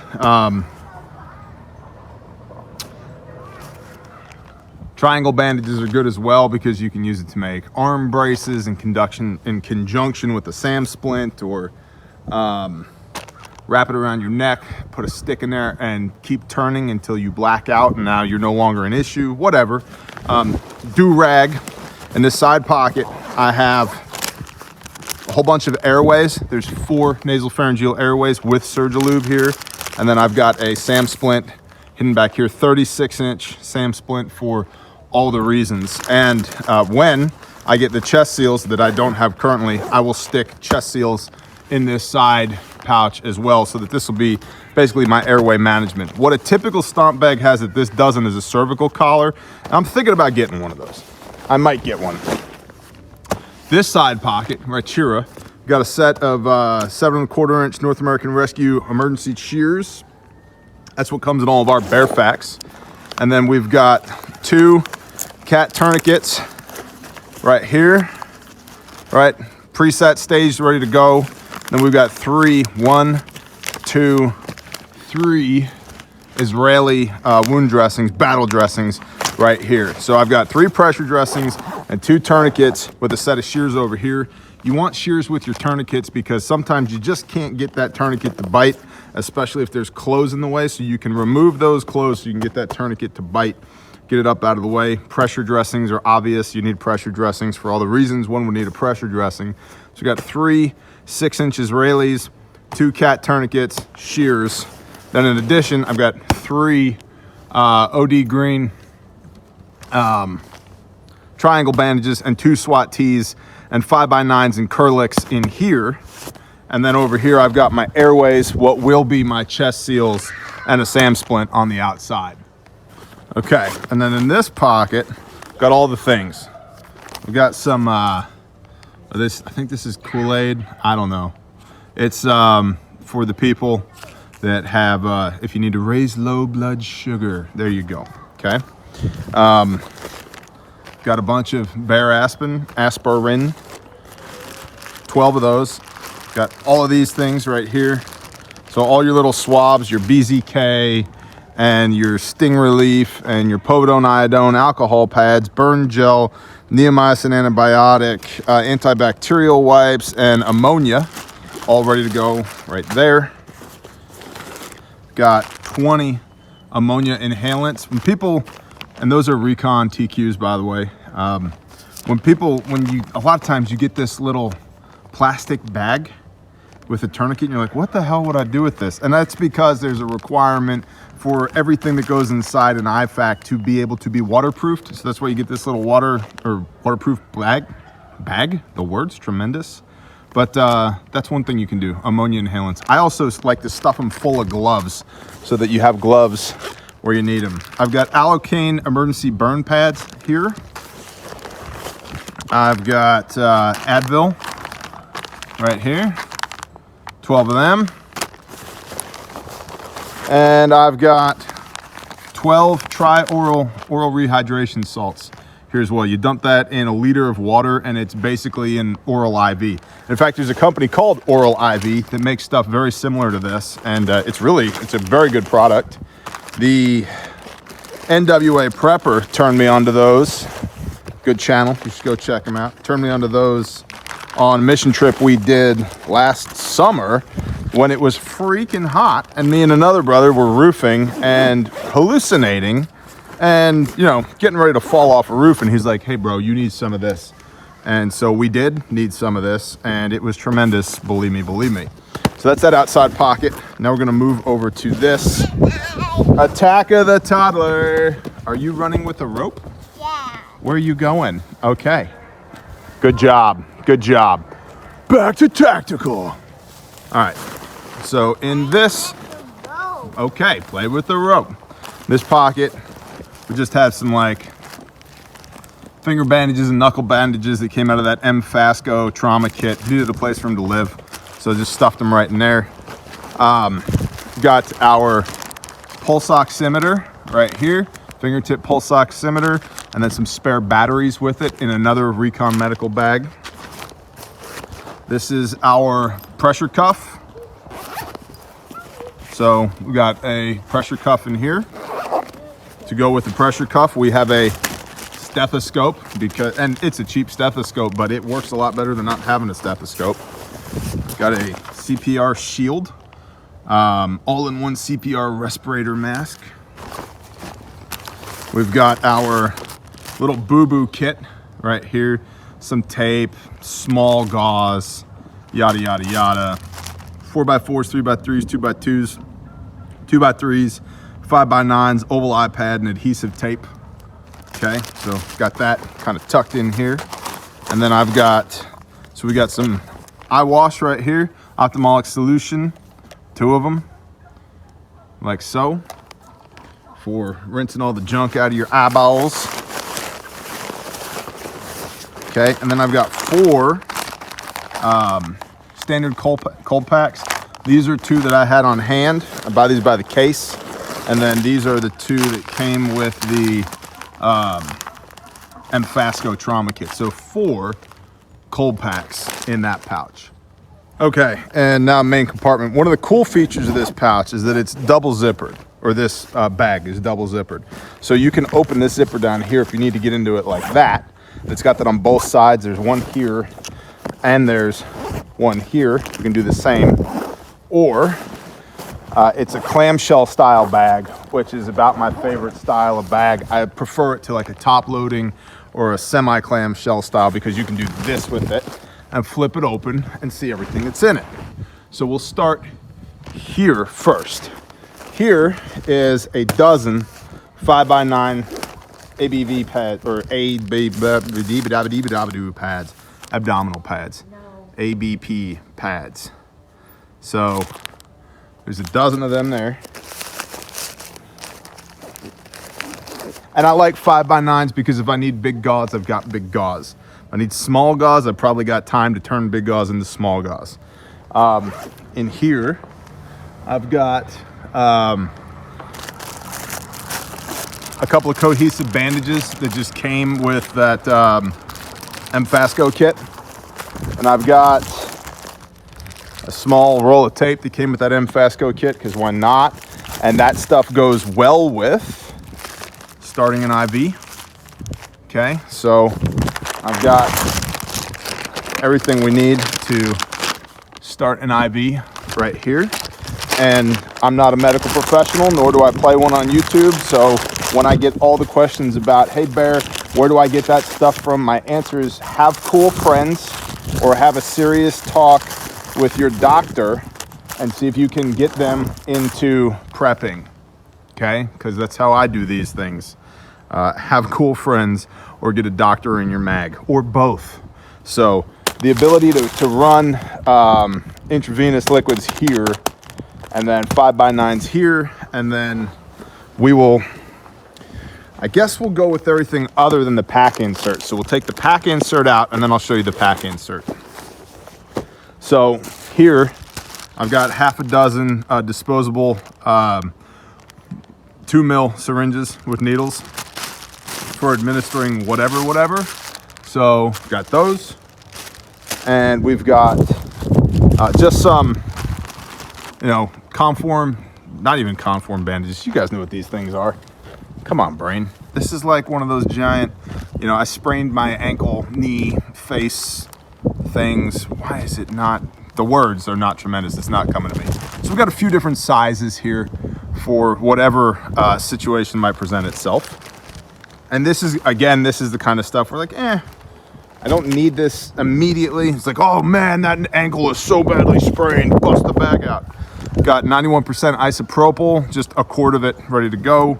And this honestly should probably be double bagged inside a gallon Ziploc. It's not yet. Same thing with this, povidone iodine, double bagged inside a quart Ziploc. And then these are the bandages that comes with that M-Fasco bag. And a lot of times when you buy, it says 280 pieces, when you buy trauma kits, it's like 400 pieces. Well, 280 of them are Band-Aids. So beware of that, okay?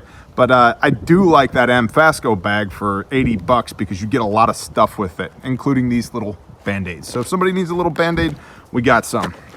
I grabbed some Conform cohesive bandages from in the house in our collection. These are 2-inch. You get these 2-inch, 3-inch, 4-inch. I get these off of shopvetmed.com by the case. Very reasonable as compared to just going to the store and trying to buy some. So there's 4 of these here in addition to the ones that we have up there. I've got some assorted gauze here, 4x4s, 3x3s, and petrolatum gauze in this package. I've got this big multi-trauma dressing, comes with, it's a 10x30 and comes with that trauma kit. And then I've got some 10x12 pads in here, half a dozen of them ready to go for like big wounds. Usually abdominal wounds is the kind of stuff that you're gonna need that on, okay?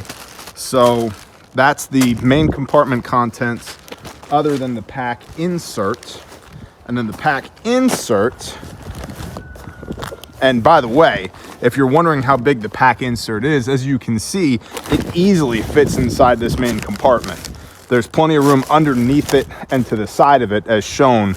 I wish that they made one that was big enough to actually fit in here. This is more designed for like the little Condor day pack things, but clearly it's working. We're getting by. And then pop this open. So first things first, we got our little surgical instruments for minor surgery. And that is, you know, you got some hemostats in there, some sutures, some scalpel blades, tweezers, stuff like that. Good to go inside of there. And it's got this cool little pouch. You can wear it on your belt or put it in your pocket as if you're just going to be jumping at every opportunity, or molly it onto your plate carrier so that you can perform minor surgery in the field. Whatever floats your boat, man. So you got that. And then I guess we'll just start over here. I know that's kind of in the shade. There we go. So more hemostats, pen light, 2 markers that'll write on skin, 2 different sizes of steri strips here. So here's one size, larger in the back and then smaller in the front. It's 1/2 inch by 4 inch, and then actually these are the smaller ones. These are 1/4 inch by 3 inch, and these are 1/2 inch by 4 inch for wound closures. Splinter out. Got another set of trauma shears here. Got these 6-inch cotton applicators right there for whatever. Throat swab, or you know, you can use them as a tongue depressor, or you can jab them in somebody's eyeball if they're not cooperating.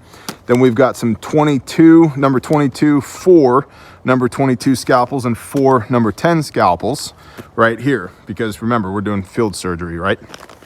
Or are we? They're there if we need them, debridement, whatever, okay? We have them. In this pouch, we have 4 emergency blankets. We've got a couple more packs of gloves right here if we need to use it in conjunction with this. And we've got a whole box of 4/0 nylon sutures right here, ready to go. So if we got to stitch somebody up, we got everything we need right here to make that happen. Do I want to stitch somebody up? No, not really, but could I? Yes. In this pouch right here, we've got more tape. We got more of this surgical tape. The goat just sneezed by me. And then we've got this big 2-inch wide, almost like athletic style tape. This is very heavy duty stuff. I dig it. If you need to like tape a goat to somebody's head, you could do it with that tape. And then lastly, we've just got more Kerlix up here. This is 4-inch, I believe. Yeah, 4-inch by 8 yards rolled gauze Kerlix. And that is the entirety of the components in this SEAL Team Operational Medical Pack Stomp Bag. All right, boys and girls, thanks for being along for the ride on how to put a stomp bag together. I'm always interested in your productive comments down below. I think I'll get a cervical collar to put in there. maybe a handful of other things. And there's a few things I think that I probably can't or shouldn't discuss on camera that I'm going to throw in there as well. But, and I know some of y'all are tracking, which is good. That's how I've done it. And Truth in Advertising actually put together 2 of those. I showed you one of them, but there are 2. Here's one. Here's the other one. Oh, and look, a pack that is designed to be a day pack and carry a rifle. Maybe we ought to talk about that sometime. Maybe we will. Anyway, thank you for being here. Shout out to the patrons, the economic engine of the Bear Nation. If you'd like to check out Patreon, click this baby bear guy up here. It's like $1 a month. Yeah, or more. 24 exclusive pieces of content per month. Check out the web store, bearindependent.com. Cool stuff going on there.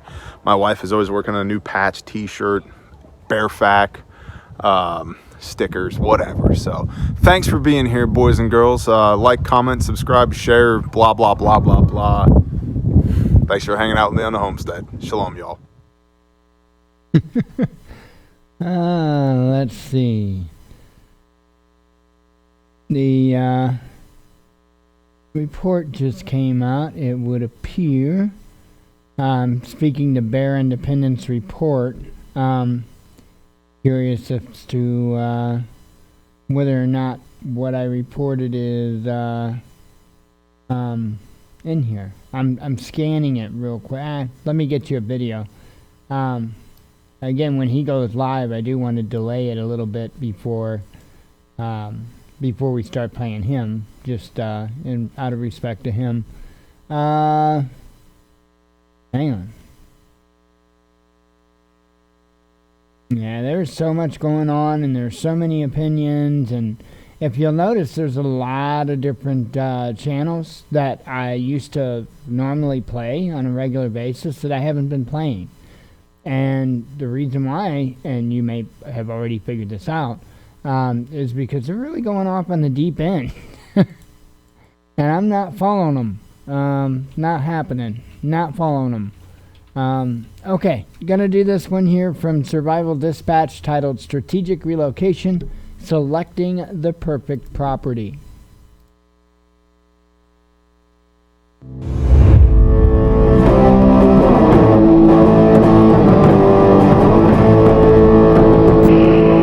Hi, welcome back to Survival Dispatch Insider. I'm Charlie Hogwood with ReadyGoPrep.com, and today we're going to talk a little bit about strategic relocation, how to identify the perfect property for you and your family or your survival group. So you might say, well, I just want to go to the hills. And the problem that I find with a lot of people that say, I just want to go to the hills is, well, they don't know anybody in the hills, and well, I live in the hills, and well, we don't want you there if you really don't belong. So how do you find a place to retreat to? Regardless of your situation, whether you live in an urban area or a rural area, and you just want to get away to a new place, there are a couple of things that you need to think about. Now, if it's a permanent type of retreat or maybe a temporary retreat or vacation type of goal for you and your family, you've got to answer some questions first before you even set foot on this mission to move to the woods. So the first thing that you've got to do is you've got to start asking yourself your basic questions of, where do I want to go? So forget about all the books that you've read, forget about everything that you read about tax laws and gun laws and all these places to go and what's the best place for generic Joe. That's not you. You have specific needs that you have to adhere to make it successful go at this. So where is that going to be? Well, maybe I like to go somewhere based on the climate. I want to go to the mountains because I love the snow in the winter. No, I want to go to Arizona because I like the desert. No, maybe I want to go to the Middle Eastern states, mid-Atlantic area, and maybe I can feel like I got more of a growing season there. Well, no, maybe Central Florida because I got more of a year-round growing season there. I never freeze really, and so I've always got water around. So there's a lot of physical places that you can go, but where do you want to be? If you set a goal for where you desire to be, you'll find more of a motivation to start your search and go there. The second thing that you're really going to look at when it comes to relocation like that is, what about my family? A lot of times when I consult with families and survival groups and just individuals that are talking about their bug out location, they fail to take into account their family. Who else are you responsible for? That's the question that you need to ask yourself. You might want to go to get a cabin up in North Carolina, but what about the wife and kids? If you're going to move there permanently, are they going to be on board with this? Are they going to be happy to be further away from civilization than they are maybe now? Maybe it's going to take them longer to get to the doctor. The grocery store is not going to be as convenient to get to. They don't know anybody there. Medical care is not as great as it might be in a more advanced urban society. So those are some things you got to think about from their perspective. So before you even bring this up to them, I want you to start to do some personal exploration and say, okay, how do I think that they're going to act about this? How can I package this in a way that they'll say, that's not a bad idea. I am willing to listen to you, and keep going from that. So you talk about climate and family, and what about terrain? Do you want to live on the side of a mountain somewhere, or do you want to live on flat land? Do you want to live in a floodplain that's prone to flooding? You know, maybe you want to move to the bayous out in Louisiana. Is that really the best choice for you? Is that the best choice based on the disaster scenario that could happen in that area? So that's where we're really going to dig into a hazard analysis. We're going to understand, we're going to study everything in that area, and we're going to say, okay, is this area, is this region, does it fit on my short list of places to consider? And we'll dig into that in just a little bit. So let's look at where do I have to be? If I'm still employed and I have a daily job, if I move to this place, does my type of employment, does my job allow me to transfer there? Or can I find a new work in my chosen field of employment in that area? If the answer is no, and you can't afford or you can't make any money living there, maybe that's not the place to go. Now, that's not to say it's not permanently the place to go, but what it might mean is you might have to wait just a little bit until you can sock away enough resources to say, okay, now I'm ready to go, and I have a little bit of a cushion to hold me over until I can get something happening. Or it might just be for retirement. Or you might even just say, hey, I'm going to get this and have it as a backup retreat. Then it won't matter as much as long as you can manage the resources to maintain and afford that and to keep it safe. So thinking about that, how about an unlivable situation? What would cause your property to be unlivable in this retreat location that you might be considering? Well, have you considered the neighbors in the area? If you're moving into an area that is maybe of lower economic status, where there's some crime that happens when you're not paying attention, that might not do so well if you start moving all of your great, outdoor gear, your survival supplies, maybe your food storage to this location, and you come back, 6 months later, and it's all gone, and it's been broken into. It could be by bears, it could be by the neighbors. So you got to start thinking about, what is the security of this place? What's the visibility of this place? So that makes it a problem too.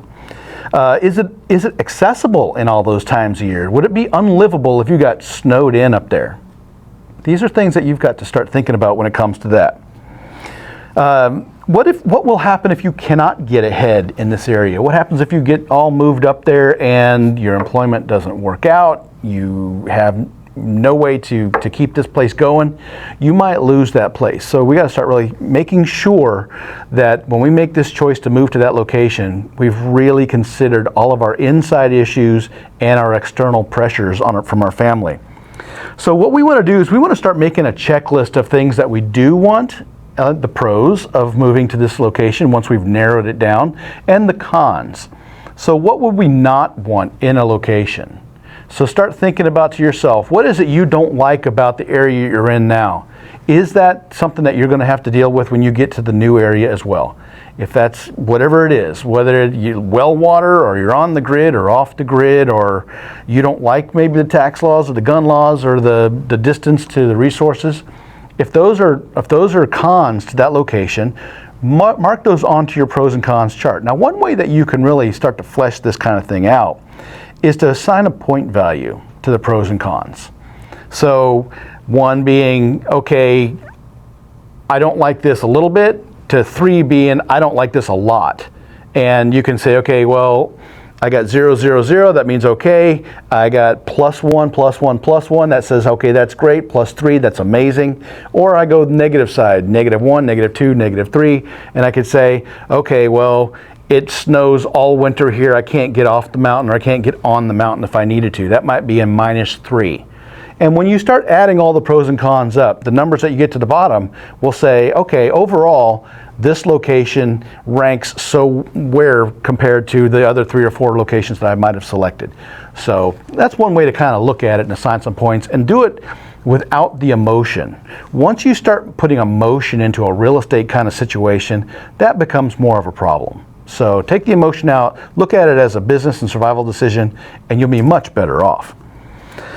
Consider some tactical problems too. So if you're moving to this location because you feel that you would like a more safe retreat or a safer area, start considering those tactical situations like, is this location in between 2 other points that might lead to transient travel across my property? So if you moved somewhere and you've got 50 acres or 100 acres or 5 acres or even less, and you found that it happens to have a nature trail where people are constantly moving back and forth through there, that will present you a pretty significant tactical issue that you'll have to overcome. What is the crime in the area? What are the neighbors like? What are your defensive challenges? So what might be a defensive challenge in an area? Well, again, transient issues. That could be a roadway, a trailway, it could be a waterway, it could be a railroad coming through your area, it could be a high tension power line right away. Anything that would let people move back and forth through there can let them move freely and then drop into your property, pretty suddenly and unseen. So that could present some sort of a tactical challenge to you. So start thinking about that kind of thing. How about your proximity to community assets and liabilities? So you're going to say, well, what is a community asset and a community liability? Well, let me ask you, if you lived near a jail, would you consider that an asset or a liability to the community?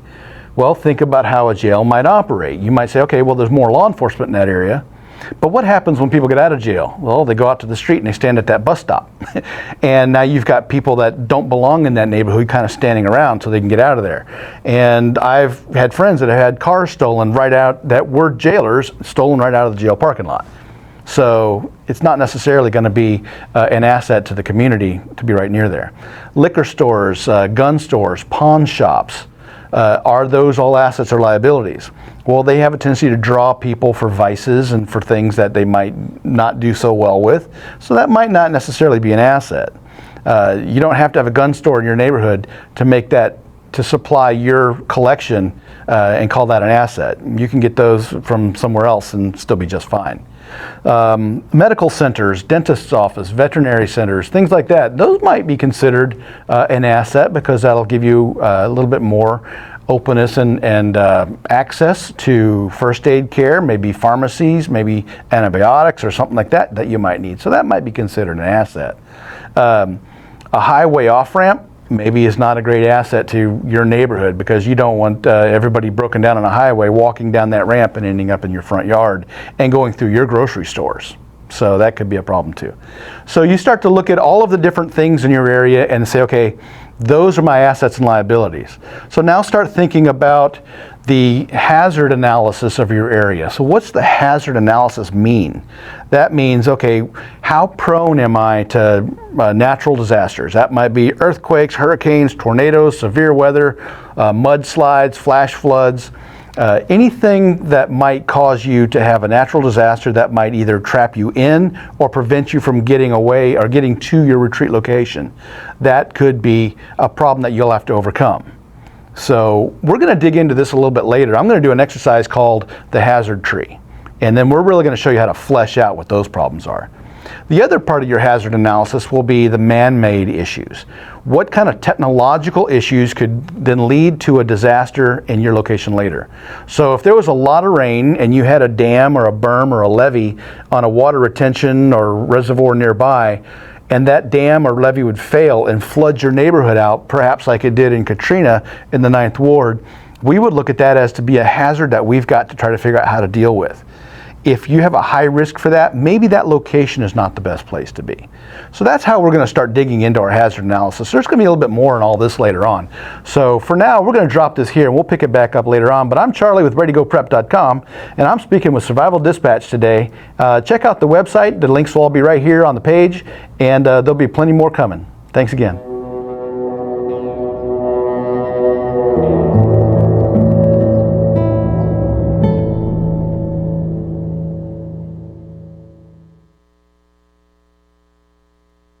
Alrighty, let's see. Pardon me. We haven't done one in a while. Let me do this one from We Are Change, and then I think we might do one from Peak Prosperity. We haven't done one in a while from him. We Are Change with one titled, People Are Protesting Everywhere, but You're Not Hearing This. As protests are raging right now all throughout the United States and the world, there's an important question on everyone's mind, and that is whether we should open or keep being locked down. I want to take a look at that question, specifically looking at this new Stanford study that a lot of people are talking about, as well as the Swedish model in depth in this video from a perspective that's going to be very important. While, of course, we're also going to be looking at all the other protests happening around the world, including in Brazil, Paris, France, and of course also Hong Kong. And we're going to do that plus a lot more on this independent media organization that is supported by you, the viewer. And one easy way to support us is by checking out wearechange.org/donate. And there's ways to even support us without spending a single dime, while at the same time getting into cryptocurrencies. And you could very easily do that by getting into Brave, Presearch, DLive, Steemit. We also have a Hive channel now. And if you have some spare time and you're interested in cryptocurrencies, I would definitely recommend to check out these services, some of which that not only give you more privacy, but also give you cryptocurrency. So yeah, definitely check out those referral links that we have up there for you. And by the way, Brave's one of my favorite. It saved me so much time, and I really think you guys would like it as well. Now, of course, just jumping right into it, there of course is a lot of economic news, and we have to understand the economic ramifications of what is happening now will be severe. And of course, there will be countries and people and organizations taking advantage of this situation. And we were talking about that on a 1-hour live stream in yesterday's video, which I definitely recommend you check out, specifically doing a deep dive into the oil crash as well as the US petrodollar and changing economic paradigms that we are seeing unfold right now. It's more important than ever to be vigilant of everything that's happening right now, since these are very transformable times that will have very few winners and a lot of losers. And that's why it's important to be skeptical of authority at this time, while of course having an emphasis at looking at the data. And that's exactly what we're going to be doing. And right now, when it comes to the current sickness that the world is dealing with right now, from the data coming in, it looks like the number of cases of this sickness will be hopefully going down soon. There are still a lot of different variables with testing, with population, with reporting, but overall it's still pretty clear, especially looking at the international situation, that this sickness moves in waves. There's also this recent study that just came out by Stanford University that a lot of people are citing as a sign that the worst has already passed, that highlights in their study of how way more people actually have this sickness and don't show any symptoms, which highlights two important factors here. One, that this virus spreads very fast, and two, that the mortality, that the death rate is a lot lower than expected. And if that is the case, then that's absolutely great news, since of course this thing is not as lethal as previously projected to be. All around great news. We should open up because of that, right? Well, there's also some serious questions regarding this study, as of course it was not peer-reviewed. There was no random sampling. The antibody tests that they used came from a Chinese manufacturer, which had a very low accuracy rate compared to other tests. The people who were found and tested, the 3,300 individuals, came from a Facebook advertisement that specifically asked people if they wanted to be tested for antibodies, which many people believe skewed the numbers and actually had people who were exposed to the virus go to this test rather than, of course, a random sampling of individuals. But even with these just 3,300 individuals, the study still even came to a conclusion that 4% of the population might be infected with the sickness. And this is still from the Stanford study that, of course, a lot of people are raising some legitimate concerns about. But 4% is still very far away from the kind of herd immunity that many experts says needs 80% of the population to get this. This is something that, of course, Sweden is actively working towards, with their country deciding not to lock down in order to try to build a herd immunity towards this sickness. And according to some experts, and of course this Swedish epidemiologist, this is the right track to take forward. Sweden is also planning on opening up sports stadiums soon, and for many, they show how lockdowns were not necessary. But of course, there also is a lot of skepticism with that claim, especially with their numbers that are coming in from their country. And when you look at the number of people that have passed away from this sickness in their country compared to, of course, neighboring countries like Denmark, Poland, Norway, and Finland, their numbers are a lot higher, and the projections are showing these numbers to increase from here. And when you adjust Sweden's numbers to the United States, especially with the population, some people say that you would see 1.1 million to 2.3 million people die from this sickness in the United States if they would have approached the same kind of strategy here. Now, is the Stanford study 100% accurate? Is Sweden making the right move here? Well, honestly, we don't know. The tests, the standards, the reportings, the cases here, they're still all very inconsistent.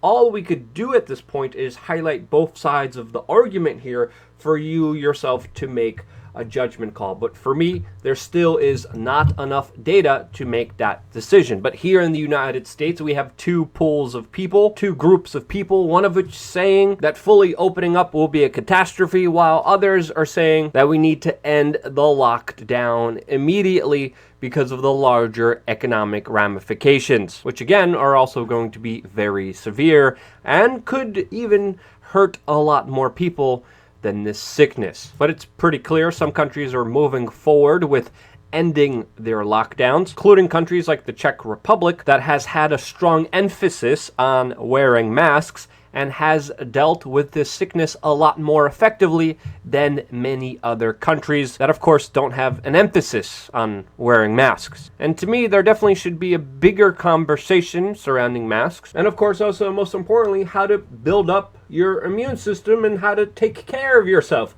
Surprisingly, there's not a big conversation about that, but there is a lot of government action that actually restricts you on doing things that actually do help your health, like going out in nature, getting sun, which is absolutely ridiculous in my opinion. Whether to open up or to not, well, that's a very hard decision to come to, since of course a lot of the data is conflicting. And if I don't know something for 100% is sure, I still rather be safer than sorry. And that's why I think there should be more of an emphasis on wearing masks. In 1918, during the Spanish flu, there was even entire groups out there that called themselves the Anti-Mask League. Individuals who just objected wearing masks because they didn't want to. They held meetings of thousands of people in the city of San Francisco that suffered the most from the Spanish flu. Also, during the Spanish flu, there was initial restrictions and interventions to prevent the spread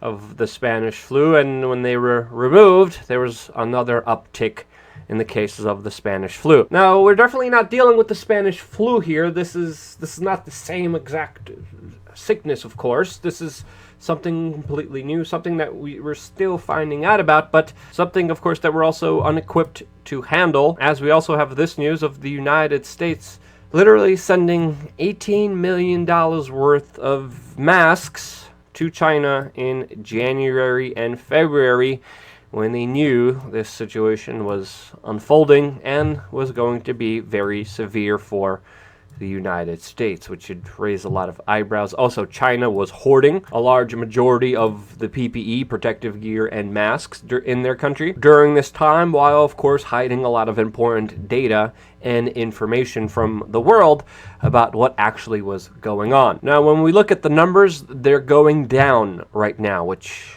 is good. Some are arguing that this is only because of the restrictions. Others are saying that this sickness is not as strong, but it's too hard to make that decision right now. But that hasn't stopped a lot of other individuals from going out into the streets and rallying and protesting, just like we've seen in Brazil with their populist president Bolsonaro leading protests to end quarantine measures that are being supported by Congress and the Supreme Court there. There's also images of Bolsonaro coughing, which doesn't really reassure a lot of other individuals. Some people are accusing Brazil of fudging their numbers. Officially, their numbers are quite low compared to other countries, relatively. In France, not surprisingly, especially in Paris, riots still continue over, of course, quote, racist lockdown treatments. And in many of the no-go zone areas in Paris, areas that I actually did reporting in myself during previous riots, not during this situation, but in these towns filled with majority ethnic minorities from other countries, major protests, major riots are taking place right now because of alleged heavy-handed approach by the police there enforcing the quarantines and lockdown efforts. A lot of fireworks were thrown at police officers, as well as property being burnt down and destroyed. And whether you should protest or not, personally, I wouldn't. And that's just from my own personal decision based on my own individual actions and belief. And according to some polls, again, polls should be a question here, but according to some polls, 81% of Americans don't share the same sentiments. Now, even though I won't be personally protesting or advocating for protests, I still think it's absolutely atrocious and extremely dangerous to have large technocratic organizations like Facebook that are working with the biggest name in fake news, CNN, in censoring, deleting, and hiding these protests from the general public. Actions like this are despicable just as much as they are dangerous. And of course, a lot of this is just forthright being announced by people like Oliver Darcy, a person who is responsible for a lot of people being banned on social media because of opinions that Oliver Darcy just can't handle and doesn't like. And again, that's not the only atrocious thing that Facebook is doing. They are also announcing a new tracking system that for now is voluntary, that is going to be conveniently collecting data on you and sharing it with governors in order to, quote, supposedly help you. Yeah, we heard that line so many times by Facebook. Absolutely do not believe them. This is only one step away from the digital authoritarian slave-like system that exists in China, where already that track database and keep a watchful eye on all of their citizens. And if you do not have the app, if the data collected on the app is not acceptable to it or the state, you're not able to move around or travel. And not to be outdone, Apple and Google are already setting up their own tracking systems in order to, of course, allegedly help, and that's not what they're doing. If we see what China is doing and what's also happening in Hong Kong right now with this sickness being an opportunity to, of course, crack down on protests and arrest its leaders, this for sure will be copycatted by other weak-minded, insecure despots who call themselves politicians. And just as there's a threat with this sickness, there's a threat with the economy, but also there's a threat with your government, which needs to be repelled and called back. Now, I said earlier, personally, I wouldn't protest, I wouldn't advocate for protest, but again, I say that as an individual who believes individuals should be free to make up their own decision. Personally, I think something that would be more effective would be just going back to work, respecting the space of the elderly and the immune compromised, and if someone is immune compromised and elderly, they should be self-quarantined. That's what the definition of quarantining should be. And I think that could be a proper solution to the situation that we're dealing with right now. Again, rather be safer than sorry. If you are immune compromised, if you are elderly, please take some precautions. That should be our emphasis. Taking care of our health and our immune system should be another emphasis. Having individual responsibility and rights to exercise that should be another one. And I could just keep going and going and going, but obviously the situation that we have is very complex, to say the least. There still are no definitive answers. We're still waiting for a lot of the data to come in, and when it does, we'll be the first ones to report on it. What's the right move moving forward? I don't know.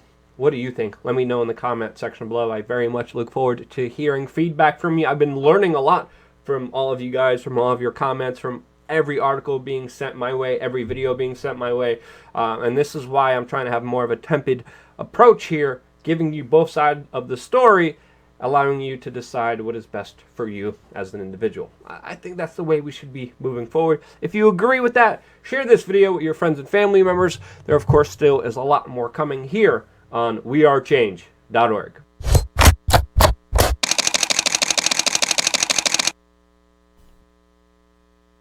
Alrighty, gonna do the one from Peak Prosperity here, titled "Even Mild Coronavirus Cases Can Result in Lifelong Lung Damage." I've talked about this before.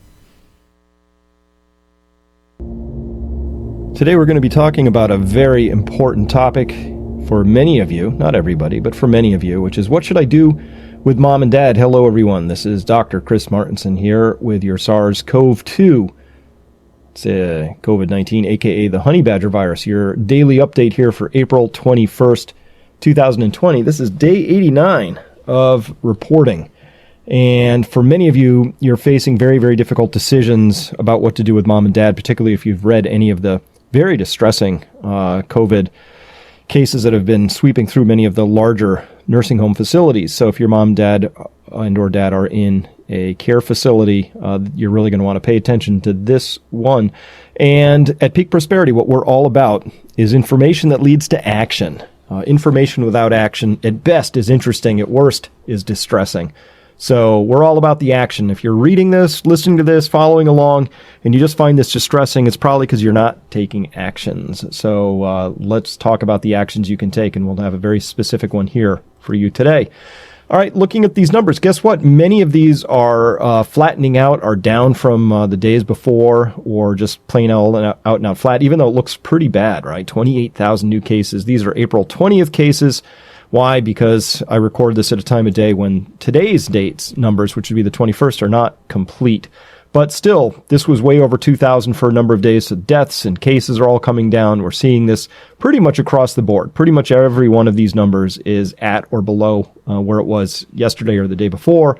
And that's really good news. And it speaks to the fact that the social isolation, the distancing, the lockdowns, the very economically damaging things that have happened have been working to limit the spread of cases. And in fact, when we look at this over an entire world view here, this is total daily new cases. It's across the entire world. Here's China with that. Remember, they did that one day. They're like, oh, we forgot to count about 18,000 cases.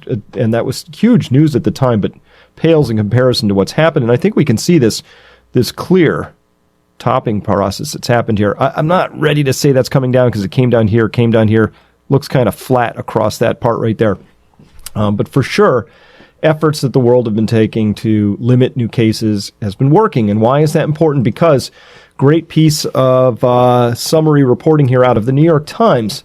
Excess deaths looking at the historical average. These are weekly deaths here that we're seeing. This is for France. This is their historical average here. And then this is what they actually saw here. And remember, these are excess deaths. So this isn't just COVID deaths. This is comparing the historical average of all the deaths here, say in the Netherlands, would look like this across the sweep of the year. Here it is in Indonesia. Here it is in Turkey.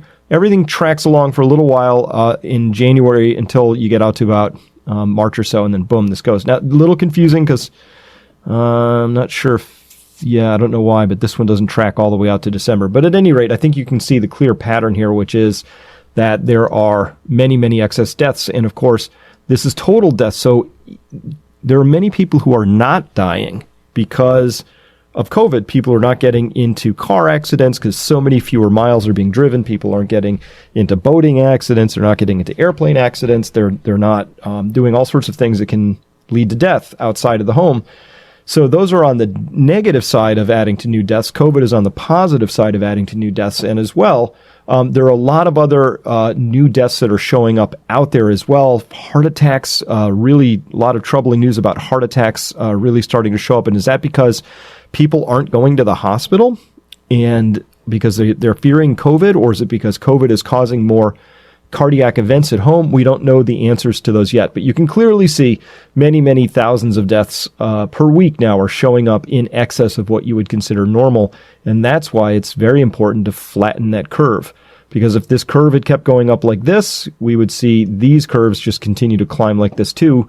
What this chart is telling us is that eventually we get to see this happen as well. And then eventually this will come back down again. And that's if you can manage to get these new cases all the way back down again. I'm not sure that's possible. I'm not sure it's even advisable. I'm not sure it's something we should really strive for, because we're going to have to learn how to live with this virus. And part of that is there will be excess deaths for a period of time. And it's not possible to get these down to zero, new cases down to zero, without completely crushing the economy, which will lead to many, many more deaths beyond what we're already seeing from COVID. So that's the balancing act. We've been talking about that for a long time. So we're going to have to just face up to the fact that this is a whole new situation.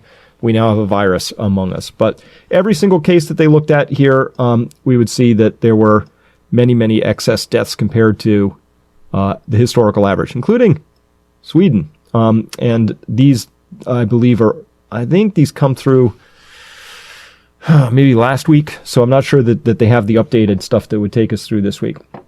All right, kind of interesting as well. The U.S. suspends immigration. Trump plans to suspend. Whoops, not that one. Let me get rid of that. Get my other pen. Trump plans to suspend immigration to U.S.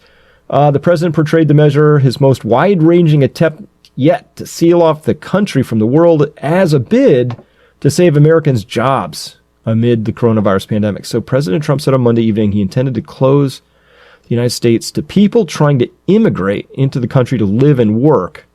It's a big move. A drastic move, he said, would protect American workers from foreign competition once the nation's economy began to recover. So this is being pitched as an economic thing, and here's how Trump put it. In light of the attack from the invisible enemy, that's an interesting way to put it, as well as the need to protect the jobs of our great American citizens, I will be signing an executive order to temporarily suspend immigration into the United States. Whoa. All right. Remember, he accidentally came across, I believe, step one of the gold standard pandemic approach. First thing is halt all those inbound infections. I'm not sure if this totally qualifies because this is just immigration. Obviously, this full first step here would involve actually stopping all sorts of travel. And that might include domestic interior travel. You might want to take plane flights and train routes from these hotspots and prevent them from going to non-hotspots, because you can both halting the inbound infections, not just at the national level, it could be at the community level or the city level or the state level. All right, 1B would be face masks for everyone. And again, the data coming out of the countries with face masks for everyone is just astonishing. It works. It really works. I don't know why we can't get there, but if maybe it's time to start a rumor, maybe we could nudge Trump. What would that rumor be? I know. How about if we said face masks if everybody wears them, it'll make the stock market go up. I think maybe we could get Trump to go on board with that, and then that would be great. An executive order. Face masks for everybody to make our great stock market go up again. That would be awesome. All right, I don't care how we get there. See, I'm agnostic. If we want to do this I don't care what the reasons are. I just want them done, because then this will happen. All right. So, we keep hearing all this stuff, and I've been getting a lot of this. I understand this is getting long in the tooth, and some people are really worn down, and not everybody's really geared for a big marathon like this. So I get a lot of pushback and feedback from people saying, oh, you're pushing fear porn, Chris, or, why do you, 80% of the cases are mild. Why don't we just, it's not that bad.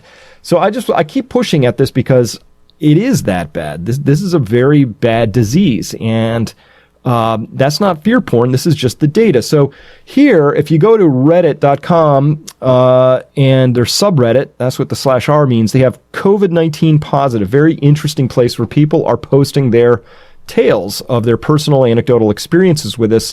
This is really important. So here we have a 28-year-old female who is in week 5 and got admitted to the hospital. So this would be now a serious case once they're admitted to the hospital. But look at the mild part of this, will you? I'm a 28-year-old female from the United States, no pre-existing health conditions, in shape, eat healthy, good BMI, etc. I was diagnosed with COVID positive on the 23rd of March. It's now the 21st of April, so we'll call that a month ago. Tomorrow will be an entire month. This is my 4th and perhaps worst wave of symptoms. After struggling on and off for weeks at home, I was admitted to the hospital. I was vomiting uncontrollably, running a 95.9 to 96.0 degree temp, which is too low, right? That's not a fever, which 98.6. Struggling to breathe on my own and had severe sweats and violent chills. Turns out my pulse oxygen was very low, which they helped with right away. They also ran another slew of tests. After my chest x-ray, EKG, and CT of the chest, the doctors came in to let me know that my pulmonary artery was extremely dilated. Doc said he usually sees this in people in their 70s and 80s. Why was that pulmonary artery extremely dilated? Because the other side of that artery, the interstitial space of all those alveoli sacs, is all wrecked. And so the heart is pushing really, really hard to try and get blood out there because it wants to get more blood pumping out there, but the pipes are blocked. So to see a distended or dilated pulmonary artery, not surprising in this particular condition, based on those autopsy reports we reported, a week ago. They are unsure if the damage to my lungs from COVID has affected my heart and arteries. I'd say I'm pretty sure. They did notice that my lung function was back to normal, but some abnormal spots in my lungs perhaps left behind by COVID. So this is what would be called a mild case, all right? As well, now here from a recent article, so this is titled Permanently Damaged. The Innsbruck University Clinic has found lung damage in recovered COVID sufferers. The damage is apparently permanent. So this is something we've been talking about and I've been very concerned about. So these so-called mild cases that people recover from may be anything but mild and or recoverable from. It is now undisputed, the article reads here, that COVID-19 should be taken seriously as a serious illness. How the late effects will have an impact will only become clear step by step. Recovered patients in diving are also at particular risk. The massive changes in the lungs can significantly increase the risk of accidents, said the senior physician of the Innsbruck University Clinic, Frank Hartig. He heads the emergency department in the hospital and is the responsible crisis coordinator for COVID-19 patients.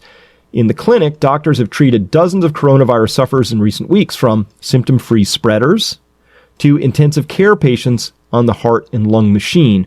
Among them were 6 active divers, all of whom did not have to be treated in the hospital, but cured themselves in home quarantines. So these are mild cases. All of them were not severe cases. Their illnesses were 5 to 6 weeks ago, so pretty recovered, and they are considered to have recovered, but they no longer can dive. The damage to the lungs is irreversible, said Hartig in an interview with APA. All right, this is continuing it, same article here. This is shocking. We don't understand what's going on here. They are probably lifelong patients, so it doesn't matter whether they dive again or not, said the doctor. The bad news was made clear by lung CTs. They didn't get any better at all in imaging, said Hartig. As an emergency doctor with 20 years of experience, you swallow when you see something like this in a 40-year-old patient. To what extent long-term effects remain on the lungs is unclear, according to the doctor, and is currently speculative. We don't know how much of the changes will last, said the doctor. When looking at the findings, however, it is difficult to believe in complete healing. He therefore published an interim report in the diving magazine, Wet Note, to warn active divers.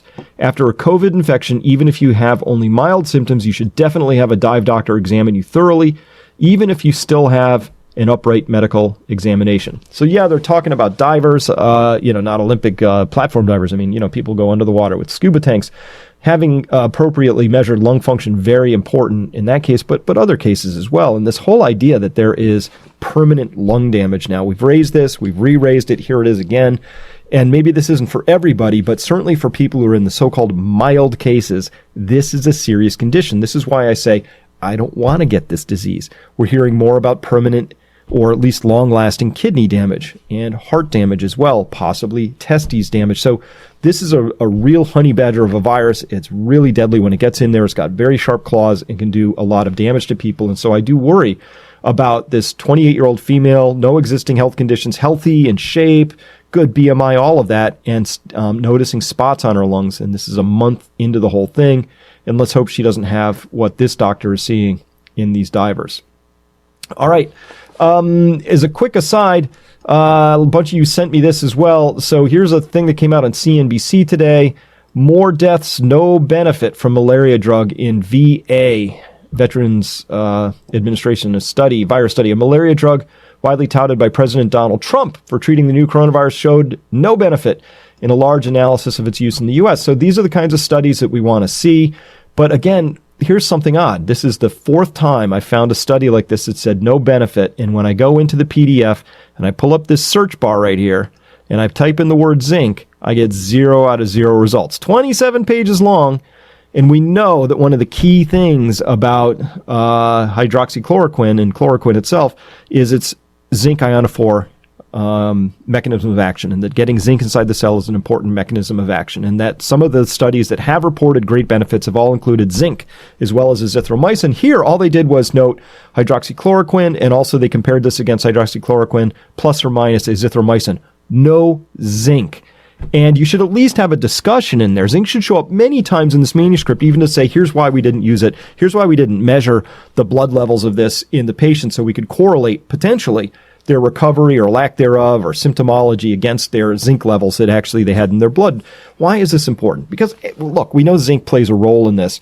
But further than that, we know that the standard American diet, which shortens up to SAD, that SAD diet, has a real shortage of micro and macronutrients in it. Why? Because it's been stripped out during the processing, because we now are growing in soils that are fundamentally depleted of macro and micronutrients. Sure, it's got NPK, that's the nitrogen, the phosphorus, and the potash, but it doesn't have the other things like maybe selenium or zinc or copper or other micros like that. So we know those are important here.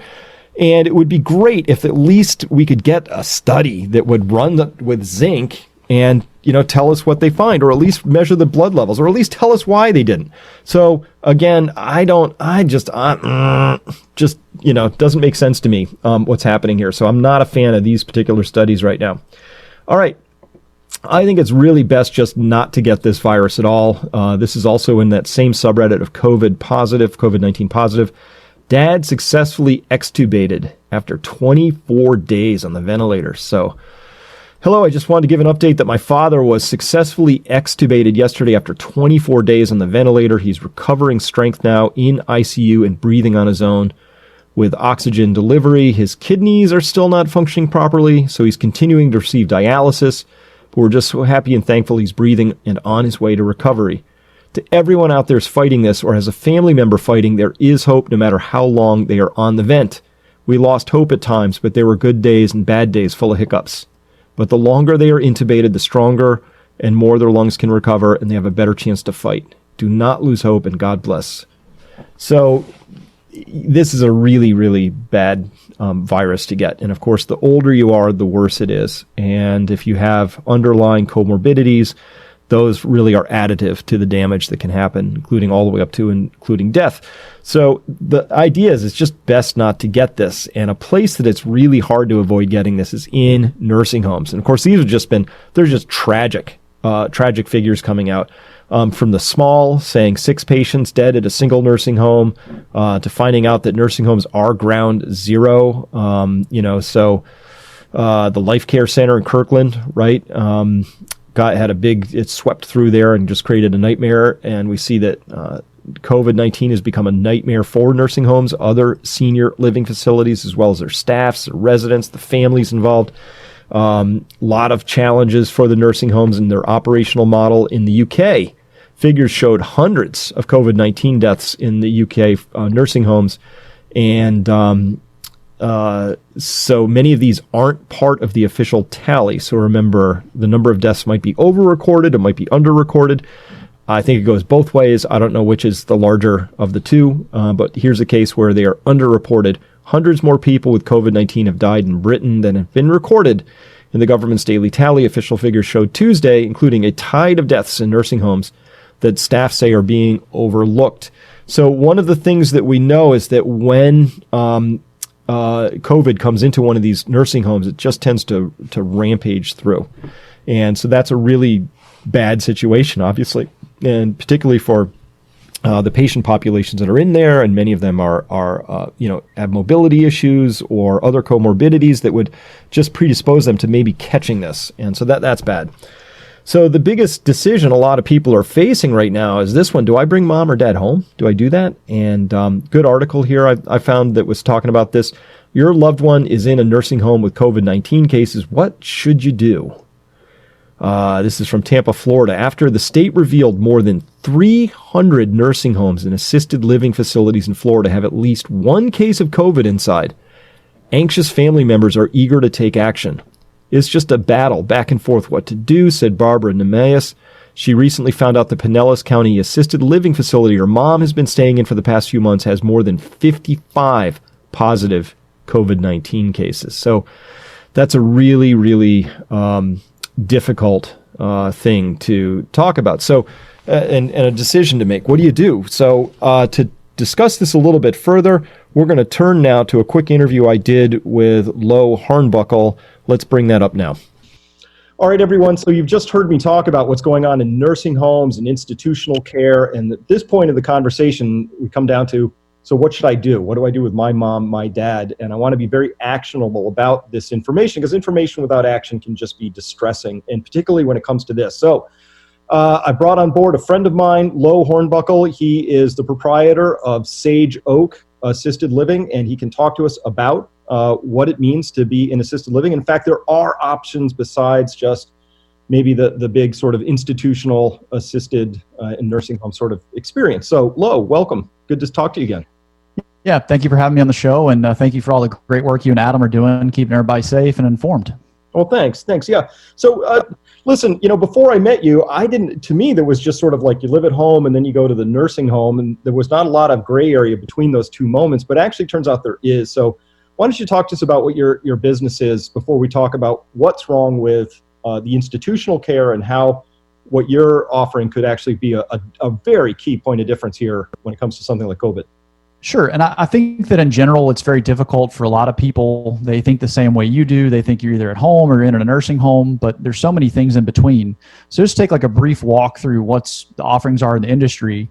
You have things like independent living, which are more like active adult communities. Maybe you play tennis together, you play golf together, but there's no care provided. So some people think about that as a nursing home, but it's not. Then you also have assisted living, which is where there's no complex medical conditions, but people need a little bit of assistance with their activities of daily living, food, medication, grooming, things like that. Then you have dementia care, which is like assisted living, except it's more catered toward your cognitive needs. So if someone has cognitive impairment, but their physical needs are not necessarily impaired, they could be, but they may not be, then dementia care is appropriate. Then you have kind of skilled nursing and nursing homes.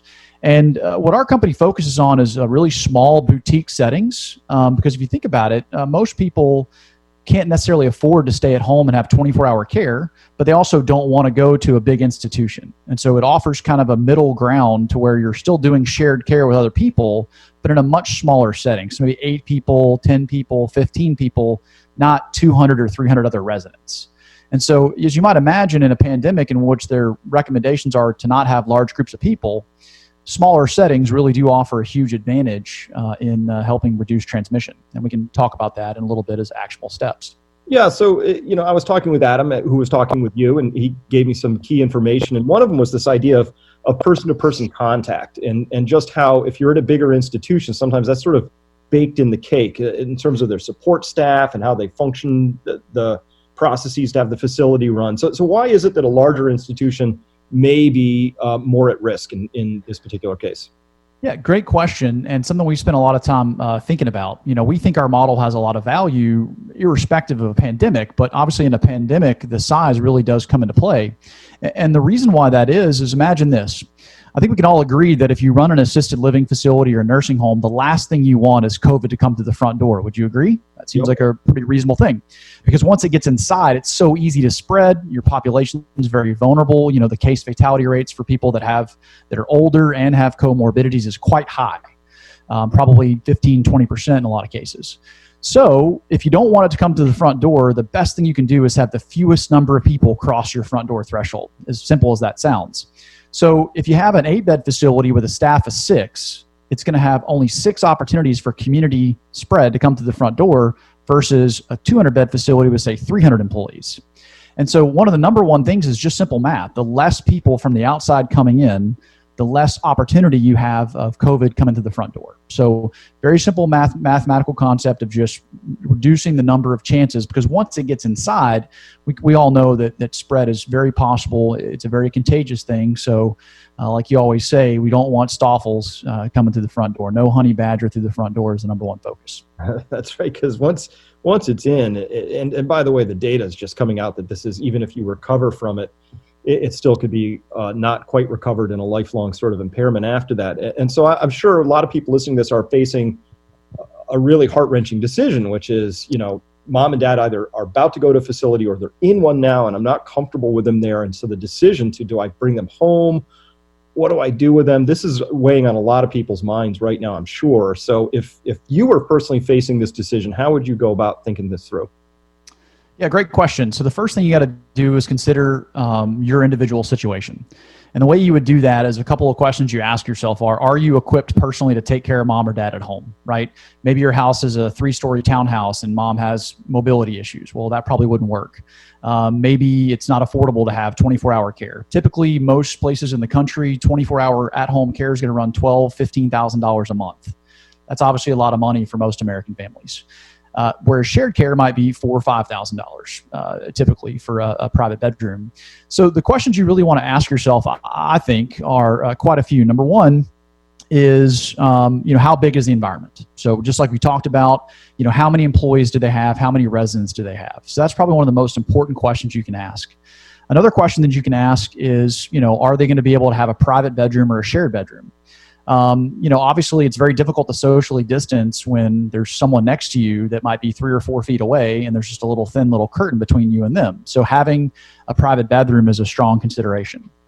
Also too, consider the location as it relates to where there's massive community spread. If you're in a city where there's a tremendous amount of community spread, say you're in New York City, could you take mom or dad an hour away, possibly save some money, and then just make the visit on an as-needed basis because there's just less of an endemic problem? I remember when I was growing up, my dad always kind of jokingly told me if he ever needed care, just to send him down to Panama because it was only $2,000 a month and he could live like a king down there. So even then, he was thinking about the future. So we know from families that a lot of people try to keep mom or dad within 15 minutes of where they live. But in a situation where maybe you live in a hot spot, maybe it's better to travel an extra 45 minutes or an hour to go do your visit so you can kind of keep them out of a difficult situation. Another really strong consideration is how good is their medical overlay? So a lot of assisted living facilities don't have to have a nurse. So they might just have caregivers or nurse aides. Do they have a medical director? That's obviously going to help a lot because one of the biggest challenges in our environment is our staff gets trained on infection control, but they don't get trained on the same level as someone that works in a hospital environment. The other thing too is that, we see all this stuff day in and day out. Doctors and nurses are heroes. Doctors and nurses are heroes. And that's really important conversation. But the forgotten people in all this are the nurse aides and the caregivers and people that are doing all the same things that put them at risk of transmission that a nurse or a doctor does. But assisted living facilities and nursing homes, we're kind of second tier in terms of getting personal protective equipment. So when you see these states allocate resources, they're not really thinking about assisted living and nursing home as much as they should, because the best thing we can do is prevent it from going to the hospital. And so there's a whole zeitgeist out there where really people aren't thinking about our environment in the best way possible. The other thing to really think about is what is their ratio of direct care staff to residents? I think you want to target something between 1 to 4 and 1 to 6. You get up to 1 to 10, 1 to 12, 1 to 15. If you were to have a situation where you needed to isolate somebody, that's almost impossible, because if that caregiver is responsible for 10 people or 12 people or 15 people, how could you possibly, take care of someone that needs to be isolated? Especially in a situation like where you have dementia, potentially, someone may be prone to wandering. You need all the resources you can to try to control a situation like that. The other thing I would really strongly encourage people to think about is technology. So there's two things you really have to understand about technology. Number one, social isolation is really, really bad for everybody, but it's especially bad for the elderly. We think about all these horror stories. Someone's locked in their room, they're sad, they're depressed, they're not eating. That can be just as deadly as a pandemic. And so using technology so you can call the family, on FaceTime. Do they have the type of facility where you can literally, wheel mom or dad in their wheelchair up to the window and we can do a window visit? Things like that where we're distanced, social, maybe physically, but we still have those social connections. And the other big thing is telemedicine. So, do you have a doctor and do you have a setup to where essentially the facility can allow a doctor to do some diagnosis, can do some medical review via technology, right? So, our physician very early on said, listen, I'm not going to come into the facility unless I absolutely have to, because there's no reason for me to be that extra set of possible transmission. So we're going to set up telehealth portals to facilitate, hey, if there's a skin tear, I can take a look at it. If I need to physically view the resident, we can do so with video and technology. So modern technology is really important. Assisted living and senior housing, you might guess, is not real strong on embracing technology. It's because they're dealing with a lot of 85-year-olds and caregivers that may not use as much technology. So having a facility that understands how to use technology can really be a huge boon in a situation like this, because you solve social isolation and you can make sure that you still have access to medical care even if the doctor doesn't have to physically come. And so that makes a big difference in a situation like this. Yeah, Lo, how many facilities are you running right now? So we have 5 locations in Dallas, and then we have several that are being built right now in Texas and Louisiana. So all told, we have about 300 beds under various stages of development. And when you first heard about COVID and it sort of dawned into your awareness, like, oh my gosh, I got to do something about this, what did you do? So the first thing I did was, selfishly, the mistake I made was I was thinking about it in terms of myself. So I was thinking about, like, how do I get prepared myself? And then when the data started coming out and I started realizing, oh my gosh, this is going to be a really big deal for, the people that I'm in charge of taking care of. We did a few things. Number one is we shored up our supply chain in a couple of ways. So we ordered personal protective equipment way sooner than a lot of other people. And that's a credit to you and your team putting out a warning and me having the sense to follow your advice. So we were able to get masks, gloves, hand sanitizer when everyone else was still unaware that this was a big deal. The other thing we did is we sort of followed the Prosper guidelines. We have about 30 days of food at an offsite location so that we can kind of have control. So if there's a supply chain disruption, and we've had some of those, some days where there's no eggs, some days there's no milk, some days there's no bread. We shop at Walmart and Sam's Club like any other, consumer. And, so we have an extra supply of food. So if we have any problems, we could do that. We also were very early to limit visitation. So we were about a week ahead of medical guidelines, in which the medical guidelines wanted us to take temperature of people that were coming into the facilities. But we all know this thing spreads asymptomatically. So for about a week, we were really kind of pariahs, because we told families we really want to stop visitation completely, ban all non-medically essential personnel.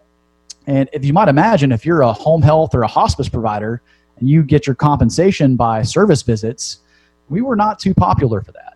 And I think ultimately history will judge us favorably for taking those steps. And of course, now the things that we're doing are in fact codified by law. So both Dallas and Texas and federally, there are guidelines that basically say no non-medically essential visitation. We took those steps a little early. What I basically said was, the moment I feel like there's substantial community spread in Dallas, we were going to make that announcement. So we kind of had a plan in place, and then we executed that plan whenever we had that information coming in from the public health authorities. Yeah, so you had your bright red line, and my projection on this whole thing is that because you're smart and you're paying attention, and it's also you're smaller in scale, you can operate more quickly. And you got to be nimble with this honey badger virus. Right? You got to be fast, and it's going to outpace big bureaucracies. And I get that. Must be ridiculously hard to run a 500 bed facility or something like that with all those people and SOPs and just just figuring out how you would retrain people. I mean, whatever the story is, right? There's just going to be a 1,000 things you have to do, and that size makes it just harder to react in a case like this, I would imagine. Yeah, absolutely. And one of the biggest things we've done is we implemented a policy where we told our management team, I want every single family member contacted once a week because they can't visit. So we want proactive communication. It's very difficult to do that in a big setting. You know, we are part of our culture. You know, we actually include in our company motto, great care, great food, and great communication. And that's part of our company motto. And the reason is because if you interact with healthcare, you know, communication is really at a premium in healthcare. There's really not a lot of great communication from the medical industry. And so we feel like if mom's having a good day, we take a photo, send it to you, you're going to be happy. If we can jump on a FaceTime, if we can update you, if you hear about a problem from us and not from mom or not from the caregiver or not from, you know, maybe another family member, then you're going to think we're on top of things. So really, really strong proactive communication, because this is really hard on the resident. It's really hard on the staff. It's really hard on the families because, you know, some people visit their mom or dad every day. And now all of a sudden, you know, the best they can do is get on the other side of a piece of glass and talk on a cell phone with them. And, you know, a lot of our clients do have dementia. And so, you know, operating a cell phone or sort of understanding what's going on, it's a very confusing time for them on top of their normal confusion. So, you know, it's a very difficult situation. The best thing we can do is communicate really well. And so we're constantly putting out letters and updates. Another thing I think you'd really appreciate is whenever you and Adam put together the supply chain concern about the Indian pharmaceuticals, we put that notice out to our families and said, hey, it might be a good idea to get 90 days of medication, store it, gave them some practical advice on how to do that. And then about a week later, the Food and Drug Administration said the same thing. Mm-hmm. And a lot of my families were like, how did you beat the FDA on this thing? And I was like, I know people. So it was great to do that. And I think it gave us a lot of credibility because as we started doing these things that were a little ahead of the curve, you know, a little faster than what the officials recommended, the families were like, well, you were right about the drug things. Maybe we're going to trust you on the visitation. We're going to trust you on the mask. We're going to trust you on these other things. Yeah. Well, thank you very much for that. And I just wanted to leave people with the idea that, you know, if I'm not faced with this, but if my mother was in a nursing home, I would be very, very concerned, and I'd be considering pulling her out to residential assisted living if it was appropriate, right? Given you know what the facility can offer and what her particular needs were. But I think a lot of people do fit into that, and so that's actually something that's worth considering at this point because when COVID gets into one of these big nursing homes, it just rampages through there with just sometimes some very awful results. So thank you so much for your time today. And if people wanted to find out more about this residential assisted living, it was news to me when I found out about it. Where would they go? What would be a good resource? Yeah, so we got the team to work on a little special offering for your guests. It's very simple. We have a book that we put together that just kind of talks about residential assisted living. So we can send that to them in a PDF format. It's totally free. It's just going to help them kind of make some decisions on that front. So they can go to Good Horn Capital, GOOD, Horn, HORN, capital.com. And there'll be an opportunity for them to request a copy of our book called The Sage Oak Story. And that'll give them a PDF version of some of the ideas and concepts that we brought in from residential assisted living.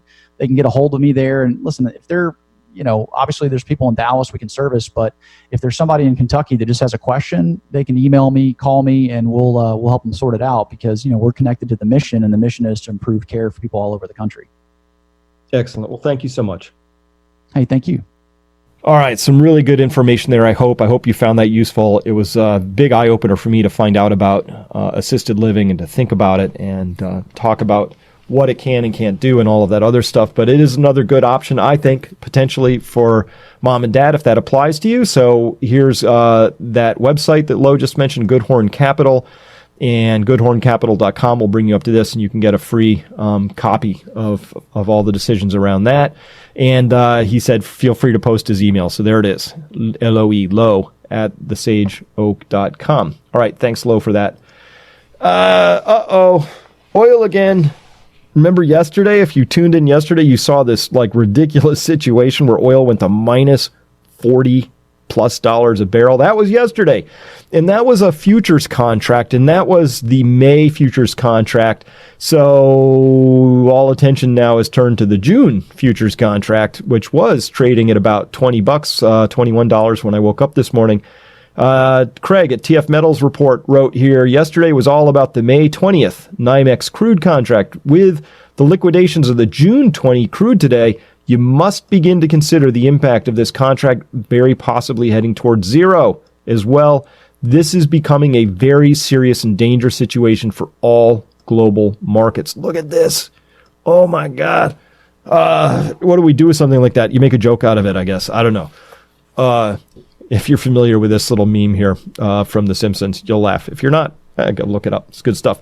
So when the May oil contract trades for minus 242 a barrel, and then the next day the June contract plummets by 37%, I'm in danger, right? This is a really dangerous situation. And this could totally upend markets. This is going to absolutely destroy the shale industry. It's going to destroy a lot of the finances of some of the major oil companies. They're going to have to borrow a lot more money. They were already up to their eyeballs in new debt because turned out even oil at 50 and 60 wasn't enough for them to explore and run their operations and pay dividends to their shareholders. So what did they do? They borrowed money to be able to pay dividends typically. And so a lot of debt on the books and now an absolutely unacceptable condition. And why don't we just shut down the wells? Why don't we just shut in some oil production? It's not that easy. Oil production can easily, if you shut it in, can easily damage a reservoir. It's very tricky, all of that. But I want to talk about how this is really a self-inflicted oily wound of the shale industry. Look at this giant drop in rigs. People are talking about that. These are rotary rigs. These are the big giant rigs that you see out there that would drill 10, 20,000 feet down into the ground to get at the shale oil and all of that other stuff. And look how much has dropped. Or we could look at the fact that there are still 520 of these operating. Who is operating these things still, right? This was way too many. It led to way too much oil being produced. That is a self-inflicted wound.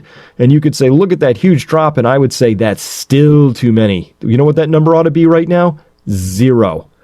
If we were being smart about it. I realize there's lots of other reasons. They have to hold the leases or they might lose them, drill it or lose it kind of stuff. All right, there's all kinds of decisions, but individually, but collectively, there's no reason to have 500 plus of these things operating right now. So this smacking that's happening in the oil industry is going to have reverberations that are going to be felt for years, and it's going to be very hard to recover from that. Remember, I'm going to ask you to resubscribe to this channel if necessary. People report being unsubscribed all the time. Thank you, YouTube. Very helpful of you doing that. And as well, that happens at Twitter as well. So people get unsubscribed all the time. Remember, plan a garden. And the reason I say plan a garden around these things is because of maybe the immigration issue or even the migrant workers aren't coming in. More and more reports coming in that fields are not being planted. And even if they are planted, maybe they won't have anybody there to harvest them. So I think there could be a real shortage of fruits and vegetables. I think our base calories are going to be fine. But the real tasty stuff that you need to be healthy so that you have those macro and micronutrients. And by the way, you can control those in your own garden better than if you even buy organic, which is no guarantee. That's a practice of gardening and farming. It's not actually a guarantee that that food has any more nutritional quality to it necessarily from a macro micronutrient basis. Your best bet is to plant a garden or hook up and find a local CSA where you have a local farmer, maybe a bright, shiny young couple, and what they do is they farm their soil first and provide vegetables to you second, which is going to be a much better way to get your fruits and vegetables. All right. Even these mild cases can be really, really damaging and could lead to lifelong conditions. Let me just make this just a little bigger, make it easier to see. And that's a big problem. This is really starting to be very concerning. This lifelong damage, the lung damage, the kidney damage, stuff like that. But even if you have a mild case, that can leave you, and it leaves many people facing a 5 or a 6 week battle. They describe it as being run over by a truck or a bus or a tank. Being able to walk up a set of stairs and then collapse for a 2-hour nap, things like that. These mild cases can still be very debilitating. I am still continuing to read study after study exploring hydroxychloroquine, but they aren't including zinc. All right, they're not even measuring it in serum levels or in any way tracing it or even discussing it. And I find that weird, very weird. You ought to at least say, we didn't think it was worth trying, blah, right? Okay, you've at least thrown it you've put that up front, but otherwise just being totally silent about it. I'm like, why? What is going on here? Strange. Nursing homes, I think they're a recipe for COVID disaster. Obviously, that's being borne out. Any place where you have a at-risk population clustered and you have lots and lots of patient and person-to-person contact points, we have many people coming through that front door. As Low Hornbuckle told us, that's the first thing they did was try and limit the number of people coming through the door, and that's the first thing that makes sense. It makes as much sense as wearing a mask, right? And so that's just in the design of nursing homes and all of that. It's just how they're structured. And residential assisted living could be a great fit for many, and so I just wanted to raise that. If any of you are struggling with that, here's something you could explore. And of course, when you take action, that's what relieves any anxiety you might be feeling, because anxiety lives in the gap between what you already know to be true and the actions you aren't taking. That's where the anxiety lives. Since you can't unknow what you know, how do you close that gap? Well, you take new actions. So with that, take the actions you need to take to protect your mom, your dad, yourself, your loved ones, all of that. Plant a garden. Get ready for a very different future that's coming along. And that's all I have to say about that today. Remember, it didn't have to be this way. We could have done this very differently. So we'll do it. We'll get it done. We'll get there. Take care. We'll talk to you tomorrow. Goodbye. Hi, folks. Adam Taggart here. Chris Martinson and I are the co-founders of Peak Prosperity. If you want to get alerted whenever we release a new video from Chris, just click the red subscribe button right beneath the YouTube video player. Once you've done that, a little bell icon will appear right next to it. Click on that bell. It looks like this. And that's it. The next time we publish a video from Chris, you'll immediately receive a notification from YouTube. Thanks for watching our videos. Alrighty, got one here from Alaska Prepper we're going to do, titled 10 Items to Help You Start Your Emergency Food Storage. Get these now before they become scarce.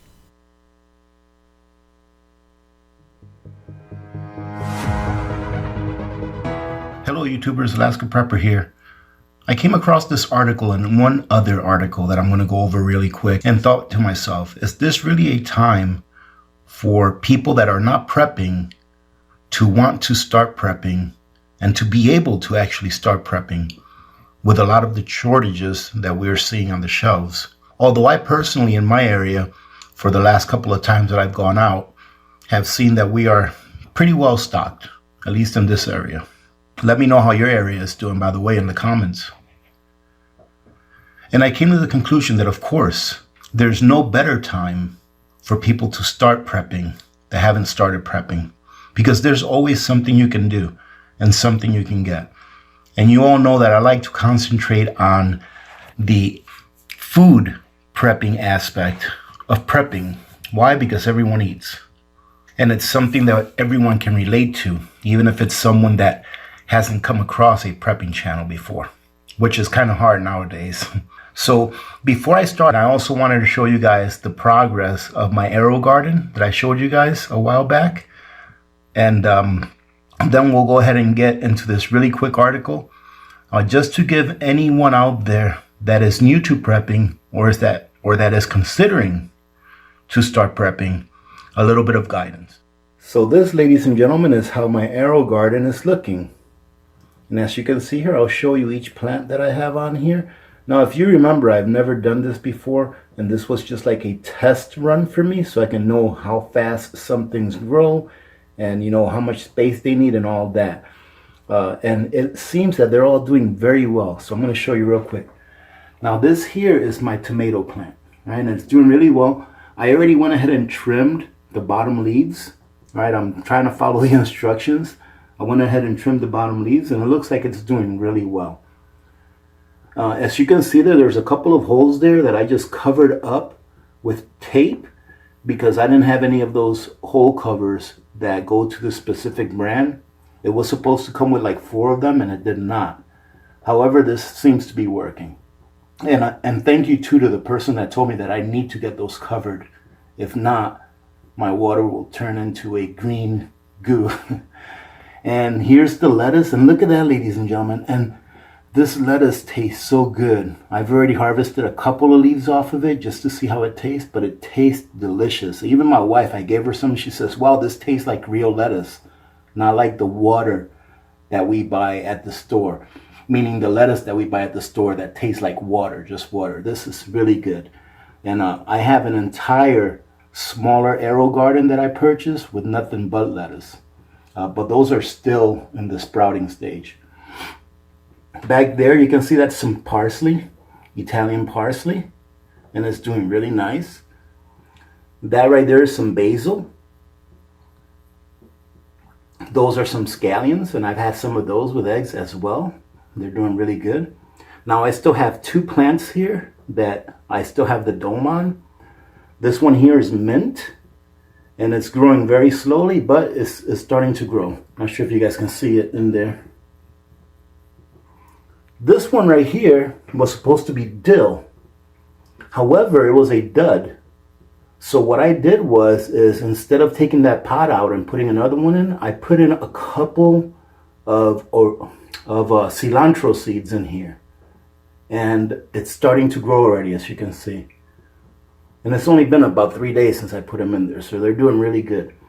So this is it. I highly recommend this little system. It's a great system so far. It's very easy to use, and it seems like it's producing pretty well. I'm pretty excited to see how the tomatoes do, however. All right, well, let's get back to the video. Okay, so these are 10 items to help you start your emergency food storage. And it says here, food storage is one of the first things you should consider when beginning to prepare for a crisis like the one that we are in now, or the aftermath of this one, which will be far more severe. Other than water, your focus should be on food and how to make sure you've got enough. The 10 items that are listed are going to be a good way to start prepping. And this is a beginner's guide, ladies and gentlemen. For those of you that are advanced preppers or have been prepping for a while, you probably already have all of this, if not most of this, and in quantity. Continuing on, they can still be purchased right now and will offer decent nutritional content when there is no food anywhere else. The sooner you start, the better. And I have to agree with that, ladies and gentlemen.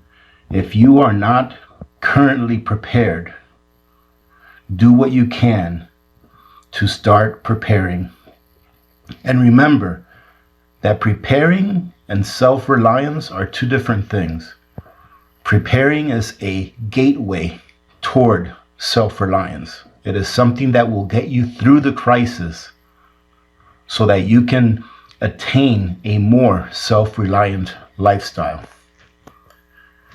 You may choose to purchase these items all at once, or you can pick up 1 or 2 items from the list each time you go to grocery shopping. And ladies and gentlemen, for one person, it's understandable if you have a family of 10 or a family of 6 or 7, you know. But for one person, this doesn't take a lot of cash. For those of you that may be new to the channel, I did a video a while back, maybe a couple of months ago or so, that said how you can eat for 30 days on less than $30 and eat well at that. But I wanted to go ahead and read this list off because it's a very simple list that everyone can go out there and get. And what a better time, ladies and gentlemen, for those of you that have not started prepping and are considering it, to go get these things. Now that hopefully you have received that stimulus check that the government was sending out, what a better time and what a better way in which to use those funds. Number 1, 20 pounds of rice. And I agree with this. Rice is a very good filler, and it could be easily added to almost anything. I mean, you can, if you make hamburgers, you can add rice to it to make it a filler. There's a lot of things you can use rice for, and a lot of people think that rice is not nutritious, even just white rice. There's people all over the world that live on mostly rice, and they can still function and live day to day. Beans, black and pinto beans are good choices. Beans are filling and nutrient dense. You can get white beans or kidney beans too. Really just get something that you want to eat. And absolutely, and this makes a good point. Not only are beans good for you, they're a great combination to have with rice. And from what I understand, the combination of rice and beans together create one of the essential amino acids that your body needs in order to regenerate muscle tissue. But ladies and gentlemen, if you don't like beans, then maybe you shouldn't get them unless you're planning on using them for barter. But if you're just starting to prep and you hate beans, then don't get beans. See if maybe you like lentils or chickpeas or something else. But a good point to make is that you should get, initially at least, get what you want and what you like and what your family likes. Canned meats, can't go wrong with that. And any type of canned meats will do. Canned vegetables, absolutely. Now, if you grow your own garden during the summer months or during the warmer months and you're able to can it yourself, that is great. But the point is to put away what you and your family require for an extended amount of time. Cans of soup. Soup is a really good way to stretch your meal. Make 1 can of soup, add a cup of rice, and that 1 can, along with 2 cups of rice, can feed 2 people. A cheap meal, a filling meal, and not bad for you. 12 large cans of spaghetti sauce, and that's self-explanatory. But one thing that I did notice here, they said 12 large cans of spaghetti sauce, but they didn't say to get any pasta. So if you're going to get spaghetti sauce, make sure that you get some pasta as well, unless you use your spaghetti sauce for other things. Peanut butter. It says here 2 pounds, but I would recommend that you get a really good amount of peanut butter if you like it, because peanut butter is very nutritious. It's got a lot of good fats, and it actually lasts a very long time on the shelf. It says here 5 pounds of salt to cure meat and season food. Well, if you're just starting to prepare, I do highly recommend that you get salt and several different kinds of spices and bouillons so that you can flavor your meals and you won't get food fatigue. To cure meat and season other food. To cure meat, that's something that, someone who's been preparing or is more self-reliant will use salt for. But salt, pepper, other spices are very important. And if you can't afford 5 pounds of ground pepper or whatever other spices, go to Walmart, go to your dollar store. Get 1 of each or 2 of each of the spices that you like for like $1 a container, 50 cents a container, however much you can get them for. You don't have to get exactly what this list says, ladies and gentlemen. This is something that's going to get you to thinking, what is it that I can get? Oh, I can get salt. I need salt. Okay, well, let me also get pepper. Let me get some garlic powder, some onion powder, things like that. 10 pounds of pancake mix. And this, if you're just beginning to prep, I would say this is a good thing to get. Again, you can do a lot of stuff with pancake mix. You can make muffins with it. You can make cake with it. You can make pancakes with it. However, if you are an experienced prepper, maybe you would consider, instead of getting 10 pounds of pancake mix, getting a 50-pound bag of bread flour, which is about twice as much as what a 10-pound bag of pancake mix will cost. But you can do a lot more with that 50 pounds of bread flour than you can do with 10 pounds of pancake mix. And then finally here it says 1 gallon of cooking oil. And I would say that if you are just starting to prep, just get the gallon of cooking oil that you need and rotate it. All right, because you're going to go through a gallon of oil, easily once a year, and just get what you need or what it is that you use and rotate it.